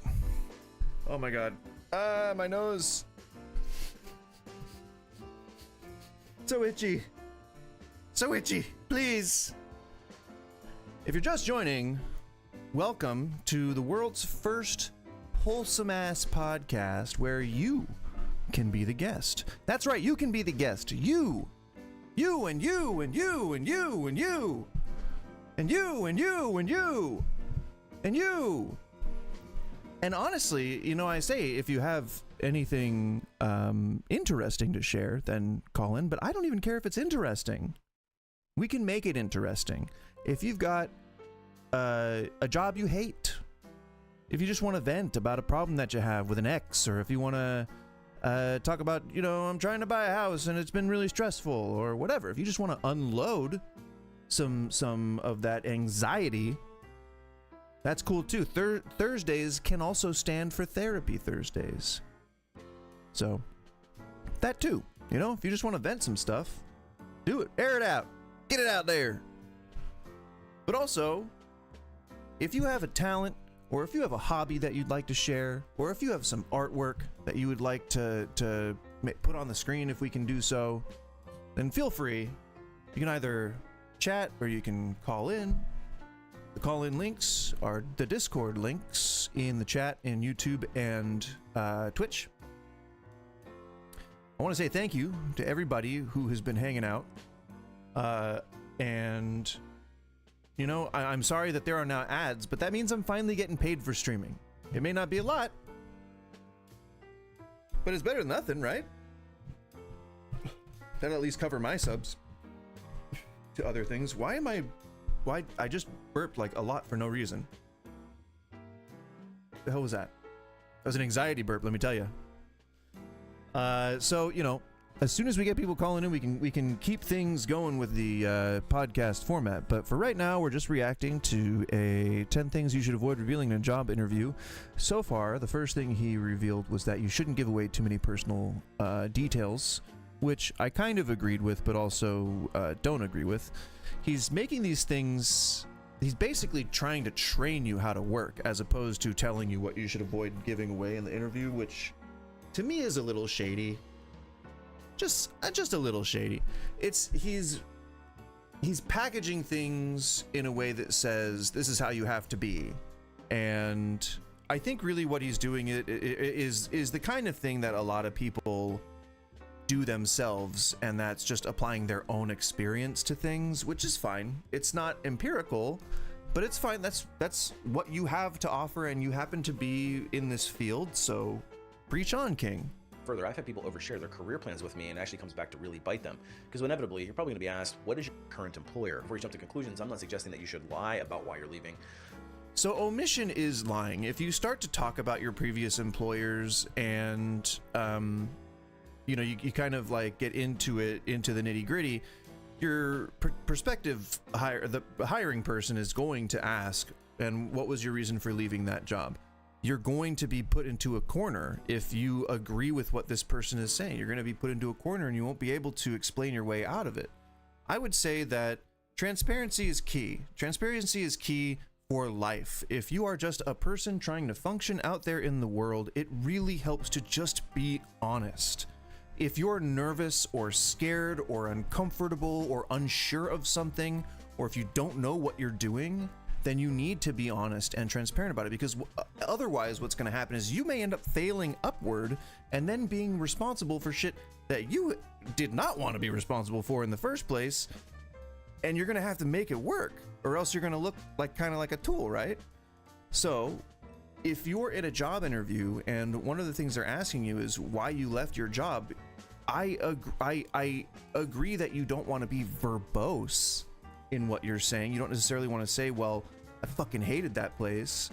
But if there was an issue that caused you to leave, you should absolutely not lie about it. Like this guy is saying, this is a recruiter, and he's saying that you should make up a story or package it a different way. I just do not agree with that. I don't think that there are any jobs where you benefit from being dishonest in the long run. Eventually, a lie catches up to you. That's just how things are. I think that's good enough for the second point. There's one thing that he says though that I did want to talk Could about. be a problem for us as well. Too much of a red flag, and we're going to avoid it. Similarly, if you're feeling very bored and you share that the job didn't challenge you very much, employer might say, we're a little disappointed by that, because if you were truly a go-getter, he would go out and find more interesting work to do to enrich the job that you had. And as a recruiter who's hired, I think that that's bullshit. I think that it's not the employee's job to seek avenues for upward mobility. It is the person who is mentoring them who is responsible for seeing the development of talent and for setting the milestones so that you can track their progress. Otherwise, what happens is you have this great meeting and you talk about all these goals this person has, and you're like, okay, you know, like, we're gonna get you on an action plan, we're gonna get you started on all these things that you're gonna do, and by the time you're done with them, then you're gonna be ready for the next interview, for the next step up. Cool, be proactive, do it. But that's not how life works sometimes, you know?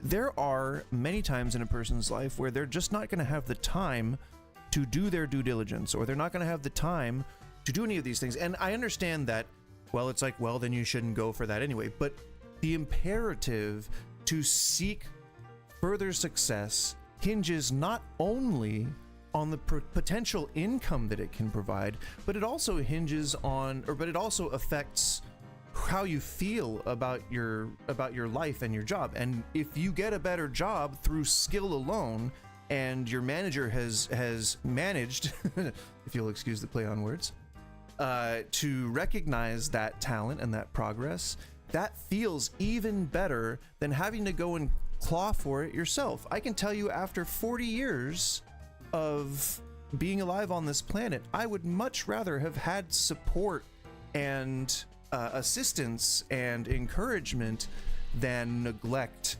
and abuse and exploitation. You know, like, that's, you win more flies with honey, right?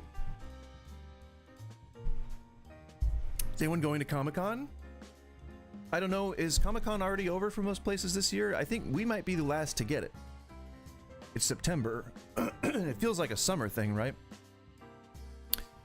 We're going tomorrow, and it's gonna be fun, and we're gonna, I think the first panel is Bruce Campbell, and then I think the Goonies are also on day one, which I may not even want to stand in line for, because I don't necessarily care about the Goonies. That's my wife's thing, and it's gonna be packed. There's gonna be a lot of people wanting to see the Goonies. And I don't know if is that.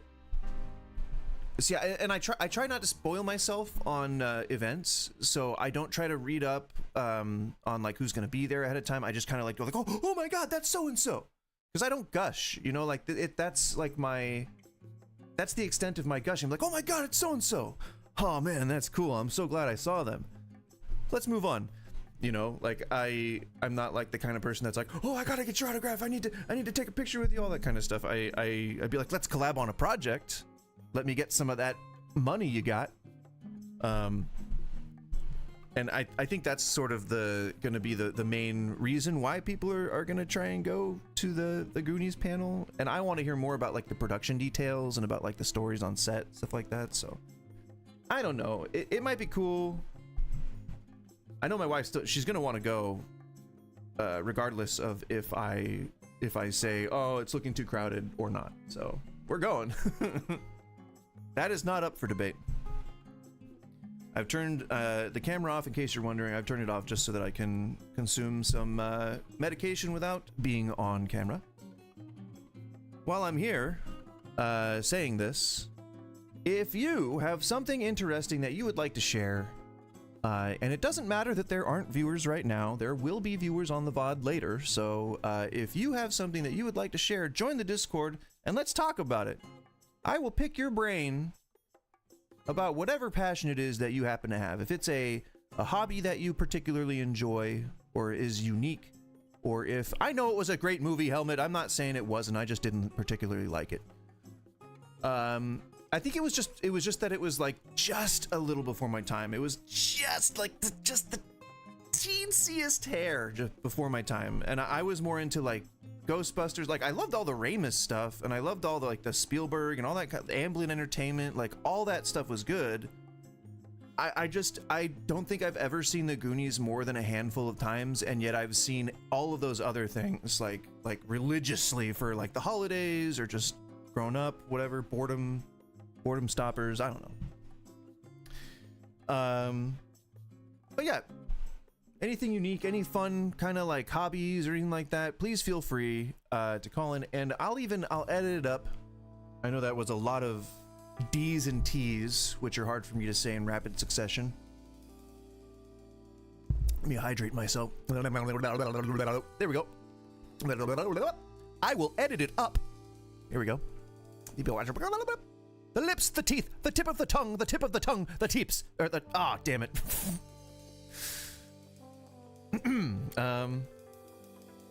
Well, there was another one that I can't remember. It was one of those enunciation tongue twisters. Upon a slitted sheet I sit. Thinking, upon a slitted sheet I sit. Sipping something. It's all alliteration. Oh man, I can't remember it. I'll look it up.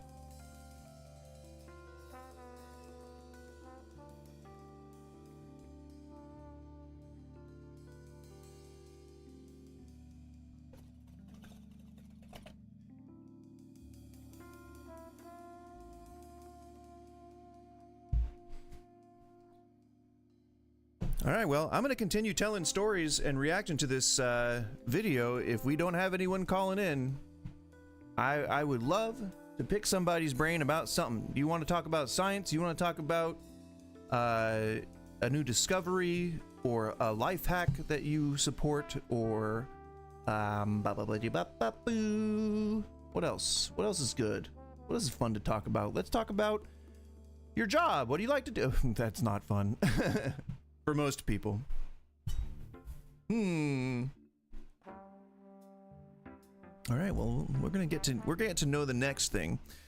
So again, I think that, what was the other point he made that I didn't like? Hired thousands of people and had lots. Oh yeah. It's not your fucking job. Any job that you work. Helmet, what is your profession? I may have already asked you this, and you may have already told me, but I don't trust my brain to remember stuff. Even if I do remember something, I like to ask again, because I often confuse people for each other, and I often I don't have face blindness. I think I just have, like, my brain is on fire all the time. Like, how do you put that in a psychological term? I have ADHD. You know, that pretty much covers it. Yeah. Takes a lot of energy to focus on things, and when I do, I'm really good at it. But I suck at it for a very long time, and it's emotionally draining. And my phone's overheating again. What the hell? I'm just charging you. Stupid phone.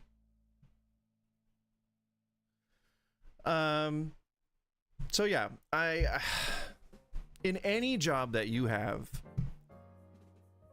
Some hiring managers give me feedback. That is some of the stuff that I've actually heard. you don't need to be given the next task. You don't need to be given the next step up.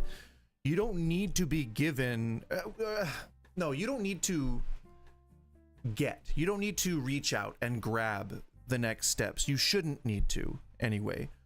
What should happen is your manager shouldn't be overworked or overstaffed, meaning your manager should have enough people under his purview that they can manage, first of all. Second of all, they need to be observant and perceptive. And if they are the kind of person who is in an administrative role to do administrative things, because sometimes it's sweat admin, sometimes you are on the floor and you're doing the work of the workers, which is fine. But the Oh, I'm sorry to hear that you were injured. Did you at least get a medal for it? And Afghanistan, fucking rough, man. I'm sorry to hear that you had to go there at all. And I'm glad that you actually get to just be at home with your kids, because that probably does a lot towards helping with whatever PTSD you might have had, or what you know, the injuries. I'm sure that probably helps, having your kids like nearby. Some guys got to go to work, you know, and some guys had to go back to work like right afterwards, right after they got home. And as I'm sure you know, Afghanistan was like particularly shitty.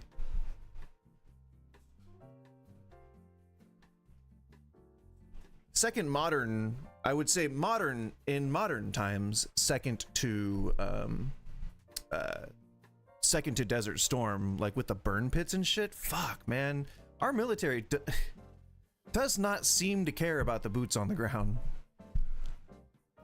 And I think I've known, so I have a military family.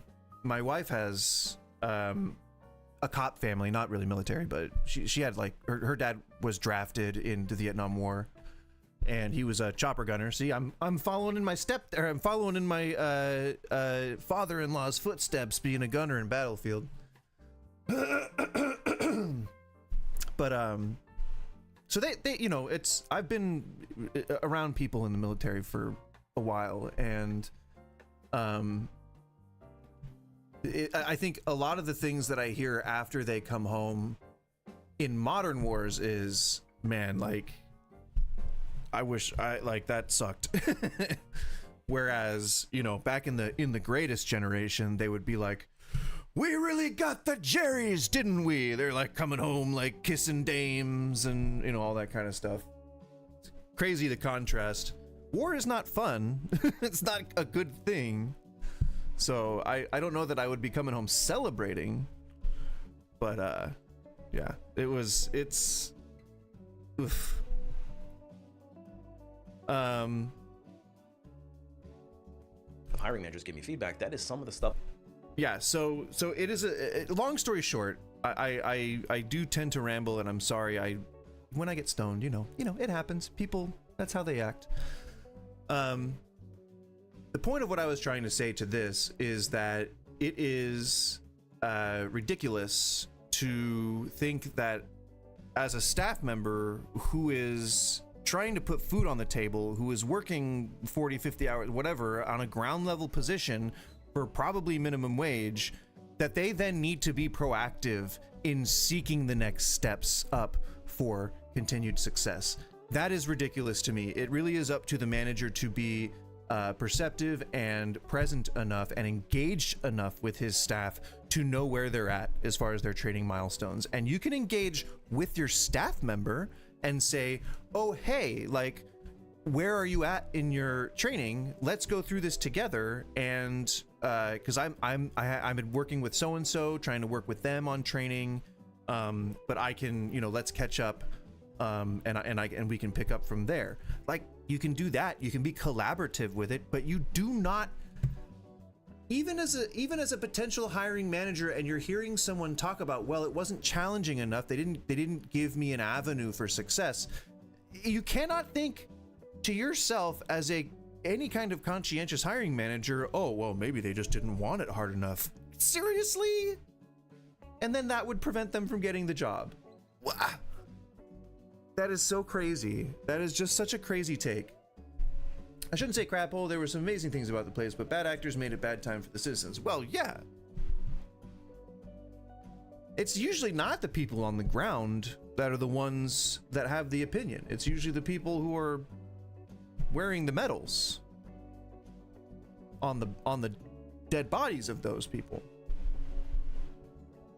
That I have actually heard a step further. I've had people overshare their career plans with me, and it actually comes back to really bite them. Because whenever, oh, for fuck's sake. So this guy's the same kind of like corporate asshat that I had to like work for at Whole Foods. The same type of corporate asshat that I had to work for at Whole Foods. Whole Foods, if you've never worked for Whole Foods, it seems like a crunchy hippie organization, but it really is not. It is extremely corporate, and it is all politics and bureaucracy.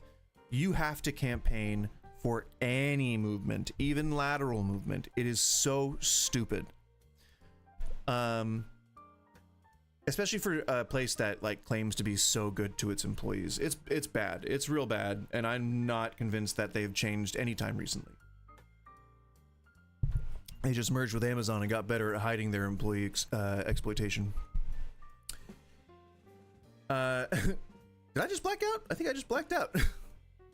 So, everything this guy has said so far has been the opposite. Not the opposite. It has been corporate ease for you need to be a good little worker bee. And I don't like that. I think that people should be able to maintain their identity and that, I mean, their personality. They should be able, if you're not an especially talkative person, you shouldn't be fired from a job just because you aren't especially talkative and you happen to be in a sales position. You can close a deal by being mostly silent. I can sell almost anything to almost anyone, and all I have to do is ask a bunch of questions and they will buy the thing. That's how I close most of my deals. I simply ask questions and I fill a need. That's it. And if I don't see a need to be filled, I say, well, I probably am not the right fit for you, but what I can do is I can put you in touch with one of my many friends who do similar things and who might be able to fulfill the need. That's called community. That's called being a good fucking manager. That's called being a good fucking business owner. This is the world's first wholesome podcast, I assure you. I assure you that we are not, this isn't the ranting hour. This is the chillest, most wholesome podcast that you've ever listened to before. If you have any kind of talent or any kind of fun story that you think we might get a kick out of, feel free to use the links that are pinned in chat on both Twitch and YouTube and call in. Up next, we're going to continue reacting to this dumbass idiot's personal ideas of what people should and shouldn't reveal at interviews. Stay tuned, won't you? I had to bring the level down. I had to bring the energy down a little bit. What is your career plans? Maybe where do you see yourself in 5 years? So, some variation of that type. Stop talking. So having career plans that don't necessarily align with the place that you are at current time doesn't mean anything. There are many people who get into restaurants or grocery stores or other retail places who never once imagined being a chef or a retail manager or anything like that. A lot of times people just kind of fall into the things that they end up in.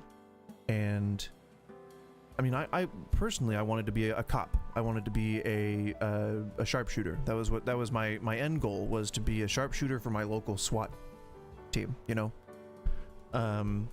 And I fell into cooking and I ended up doing cooking. And that was like what I ended up doing for most of my adult life. So just because you have goals in the short term doesn't mean that sharing them means that you don't like where you are or that you don't plan to stay where you are for the conceivable future. It just means that you might have aspirations that set you apart from other people. And companies thrive on being present in the marketplace of ideas. They thrive on diverse thought. They don't thrive on everyone just saying yes sir, yes sir. That's bad. That encourages sameness. It encourages, and sameness, what do they say about sameness? Is the death of something. That sameness is the death of imagination, or sameness is the death of, what is that? Beauty?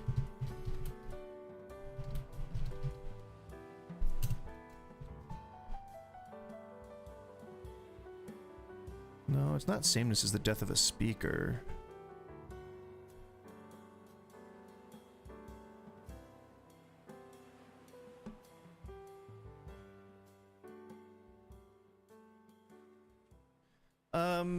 Yeah, I don't know. It's saying that sameness is the death of communication, but I feel like perhaps sameness is the death of thought.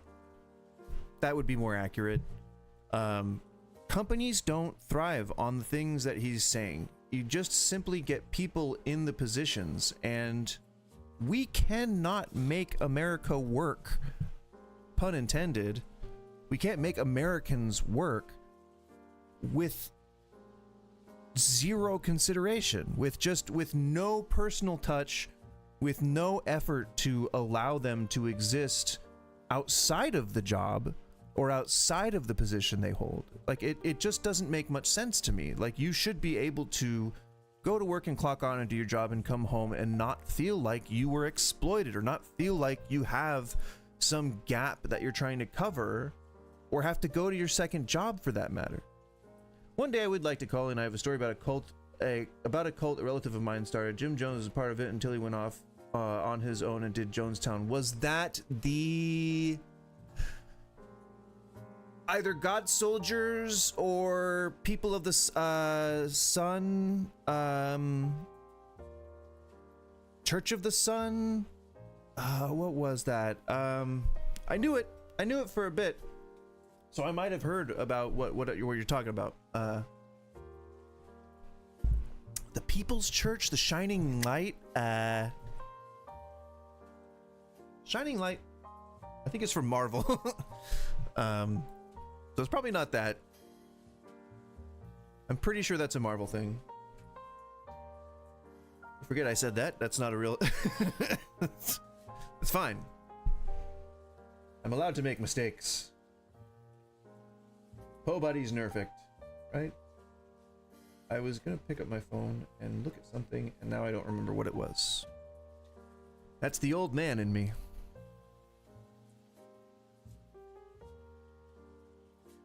I get to feel old all the damn time.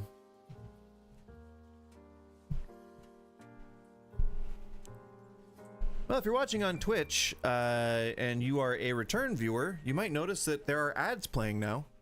I mean, not currently, but obviously because I'm talking to you at your face, or because you've somehow subscribed and I haven't been made aware of it.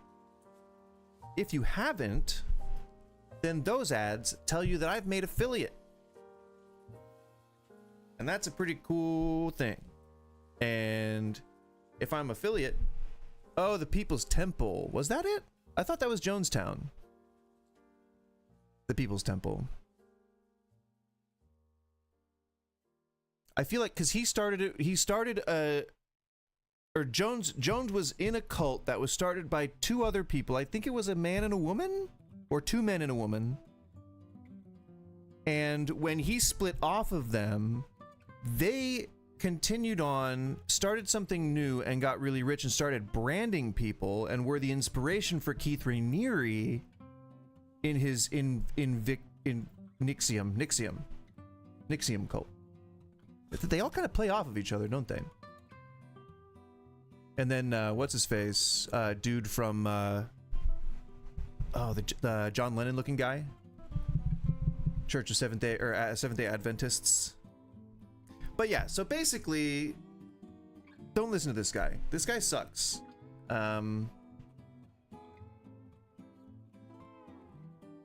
Switching careers or starting a business, like this is probably what got me fired from all of my jobs. So do you have just to give a little background on my most recent work history, I have not been able to hold a steady job for the last 10 years, and those jobs, what I mean by steady job, I mean like a job at a company or a corporate job, or with a company, you know, an established business, a larger business than my own.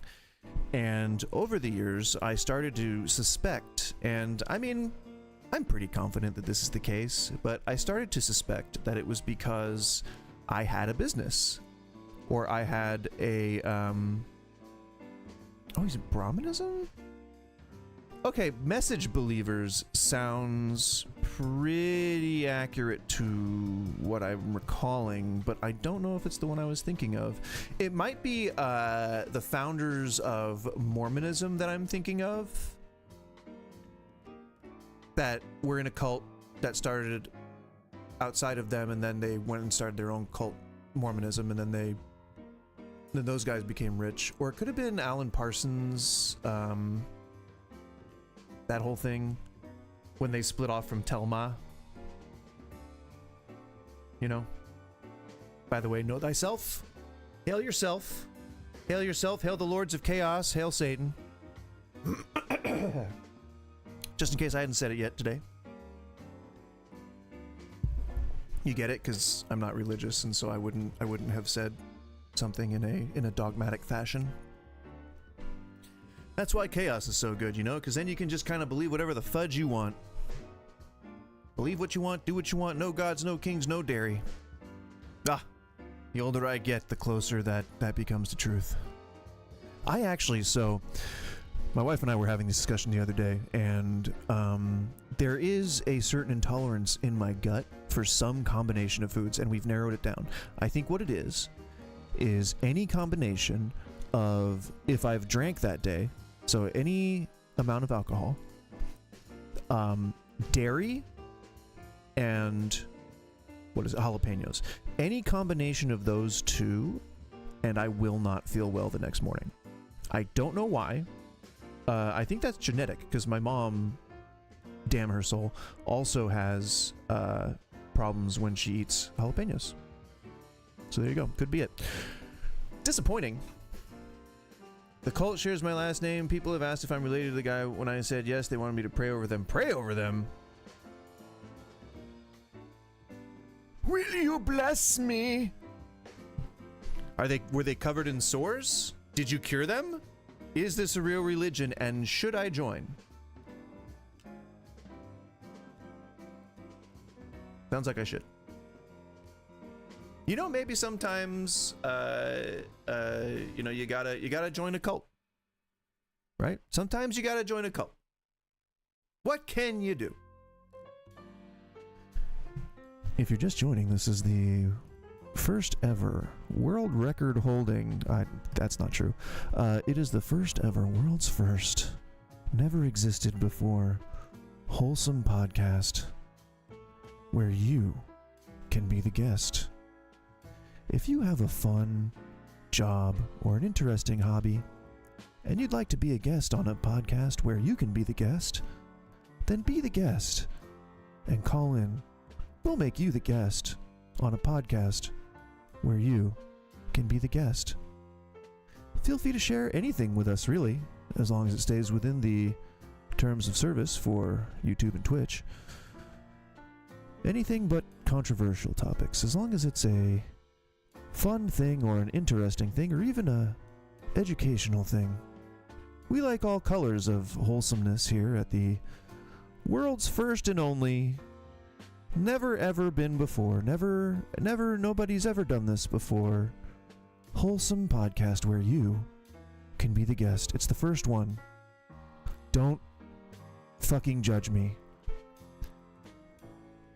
If we get a person to call in, then we won't have to watch more of these boring job interview videos. So call in using the link in either of the chats on Twitch or YouTube and share your story with us. I'll pick your brain and you can pick the topic.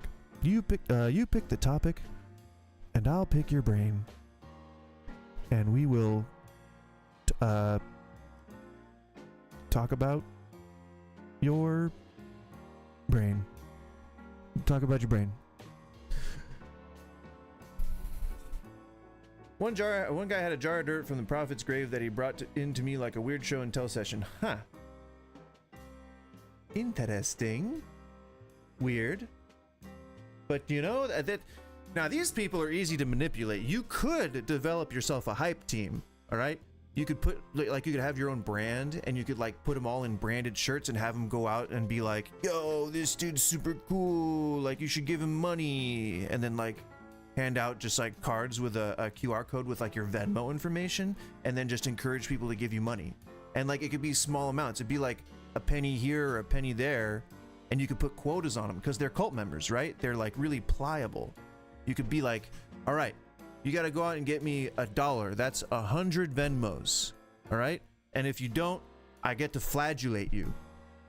All right? Have you ever flagellated anyone before, Helmet? It's very specific. There is a certain method to the arc of a swing. All right? I am not speaking from experience. I simply know things.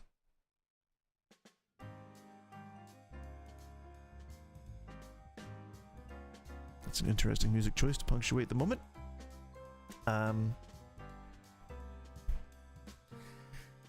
If you would like to join the world's first wholesome podcast where you can be the guest, feel free to click on any of the Discord links in the Twitch or YouTube chat and you can be the guest. Have you ever been the guest on a podcast? No? Would you like to be the guest on a podcast?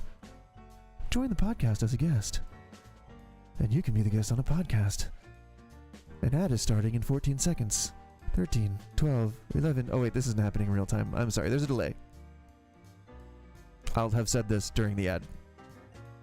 YouTube will know. And so will the people who watch my VOD. I don't know why I'm talking so close to the mic right now. It's peaking. And so am I. Wait, what?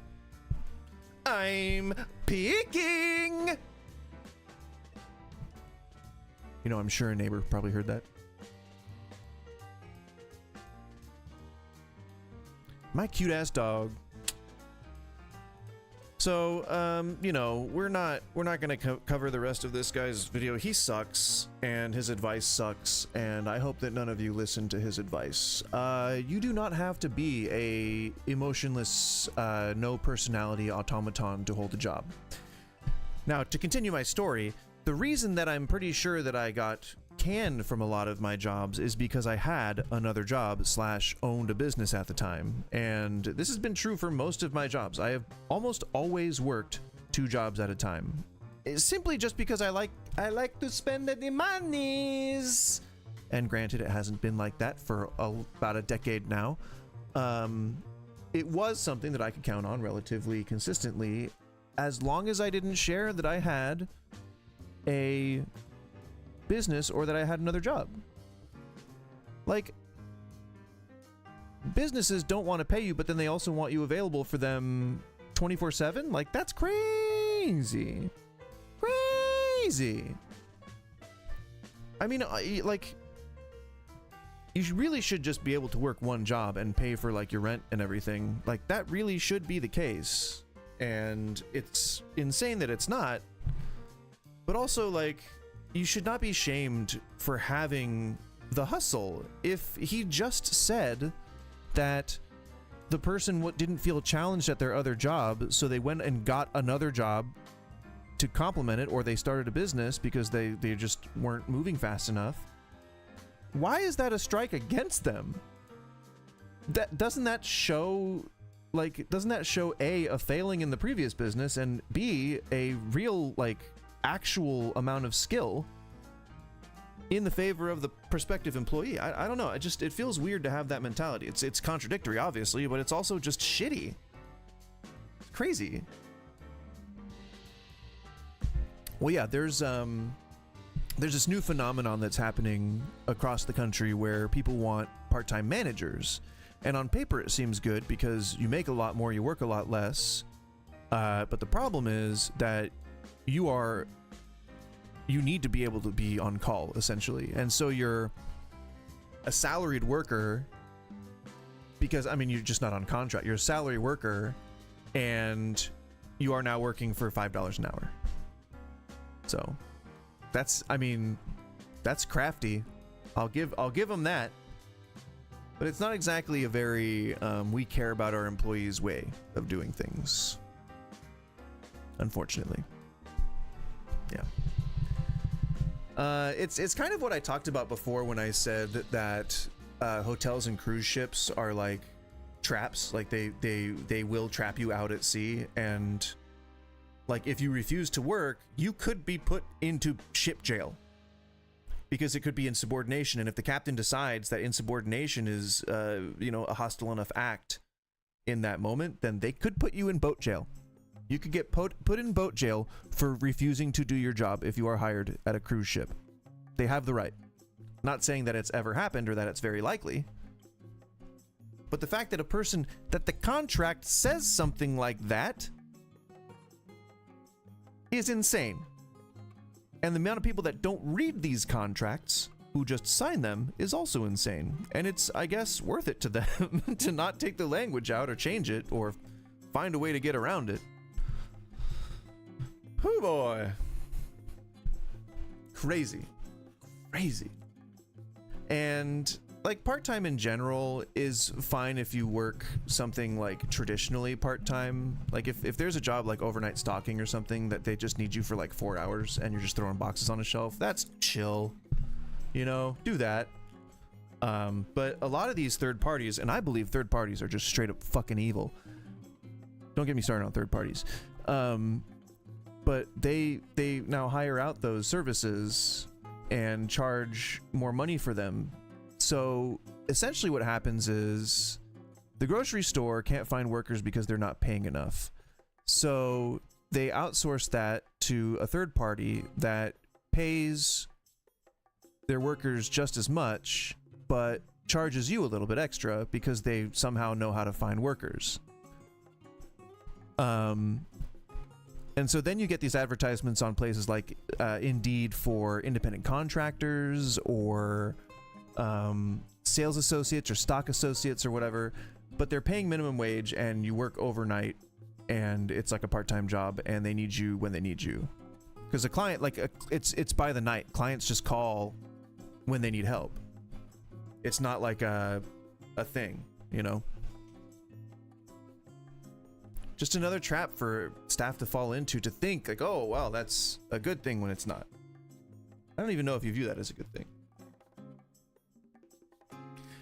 Anyway, if you've got a talent or a piece of artwork or a story that you'd like to share, please call in using the links in Twitch and YouTube.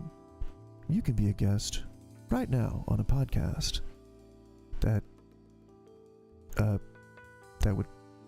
where you'd be the guest. Actually, it's probably a good idea if we not do guests anymore, because or not open the thing to guests anymore, because it's 1:32. I mean, I'm happy to carry it over, I guess, a little bit, but we'd have to get someone calling in, otherwise it's not a good use of my time. Gosh darn it. Although I guess the more that I stay on, the more ads play, and if anybody happens to see them, then maybe I get that revenue. I'm not sure.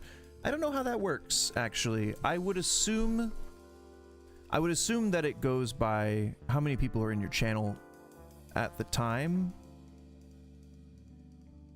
Like how many people are viewing. Like if 5, it says I have 5 viewers right now, and I'm assuming one of those is like the Twitch auto chatbot thing that like sometimes you see in there. And then I assume that maybe 2 of those might be bots, and maybe 4 of them might be using ad block. But does that mean that I get the ad revenue from all 5, or does that mean that I get the ad revenue from just the one that isn't using ad block? So that's where my confusion is. I'm sure it'll clear itself up over time, but it's the community growing that's the problem, and I don't know other than just continuing to do this. I don't know how else I'm supposed to, because I actively post on social media. I'm doing the things that I'm doing, and I think that's really all that can be asked of me at the moment. So I'm just gonna keep doing it. I got no other speed. All I can do is just put one foot in front of the other and keep walking forward. What was I? It was crazy interview questions. That's what it was. We'll keep it like this, I think. Crazy interview questions. Top 10 answers. Ay, ay, ay.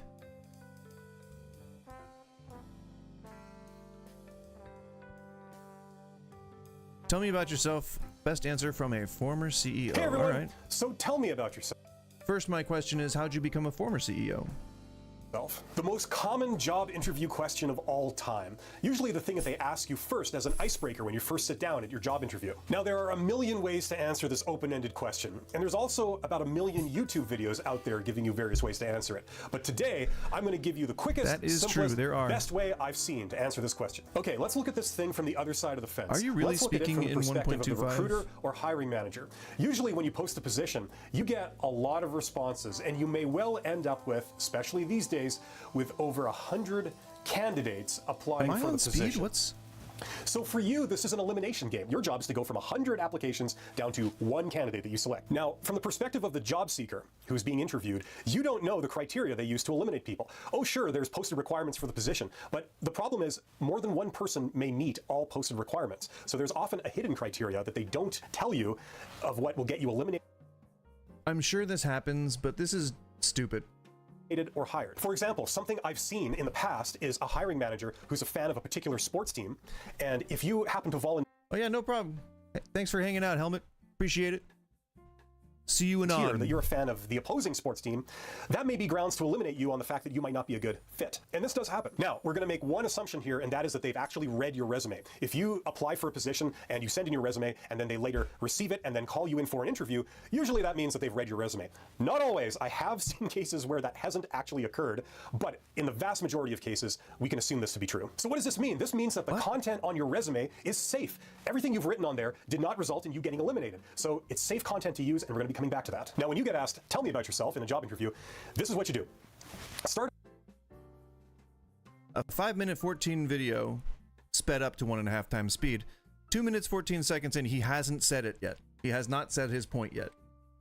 Start off by saying, well, as you can see from my resume, that's the first thing you say. Then go down your resume in chronological order, starting with the oldest. God, that sounds boring as fuck. If I am being asked, tell me about yourself, I take them at their word. If you're asking me to see if I'm gonna like say, if you're trying to trap me or gotcha me, you've already lost the interview, and I probably don't want to work for you. I cannot imagine any successful company that just wants people who are just gonna be fucking vanilla balls of clay. You should have some skill when you go into a skilled position, and I consider a lot of jobs skilled positions. Even barista. Like, I feel like asking and answering in earnest is the best way to handle things. If a person asks you, tell me about yourself, then you tell them about yourself. Well, I have this kind of history, and keep it work oriented, obviously. I have this kind of history. I'm good at this. I would love to work more on this stuff. I have these ambitions. I have these qualities that make me a good employee. Sure, all that's going to be on your resume, but you're not... These people always think so formulaically. As if it's their goal to be obtuse about how to get things done. And it seems like they just want to complicate things and make things seem like they're more prestigious or important than they actually are, including down to the micro of recommending how to do things for people. So, yeah, I don't know. I don't trust it. Material, and then getting closer to the present, and finally talking about your most recent experience. This should take about 45 seconds, no more than a minute. Then end with the phrase, and that... No more than a minute? Also, being too quick and being too concise is a bad thing for prospective employers. What? Why are you wagging your tail at me? What do you think I can do for you? I can pet you and I can cuddle. She says that's enough. That's good. That's good enough for now. That's what brings me here today, and why I'm excited to learn more about this opportunity. You see, your purpose in a job interview is to communicate to the person interviewing you how you're the person for the job, how you meet all the qualifications. That's your purpose in the interview. You don't... But how do you do that when you're trying to just not speak about yourself? want to waste your time talking about something you did 15 years ago that has absolutely nothing to do with this position and is just taking up time. That's why you want to... I feel like he took all this. This is 7.8 million views. This video has 7.8 million views. He could have just spent half the time to say, hey, when somebody asks you, tell me about yourself at an interview, pretty much all you want to do is tell them stuff from your resume and be clear and concise. Ah, see, look at that.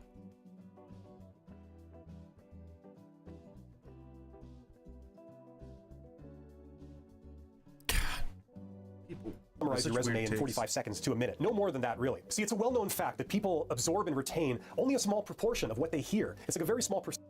Like the word portion? He didn't use the word proportioned, or proportion correctly there. Should your interviewer be smarter than you? That's a good question. All right, well, we're winding down.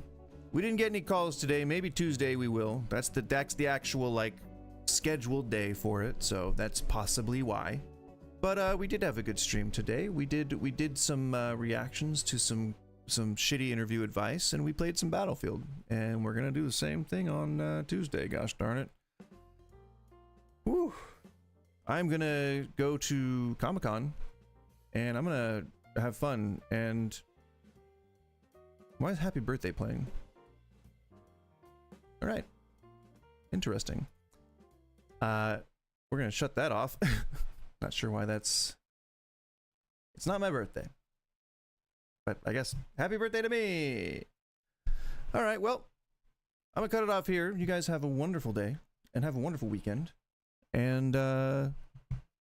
you know, if we can keep getting more people in here, you know, affiliate's just the first step.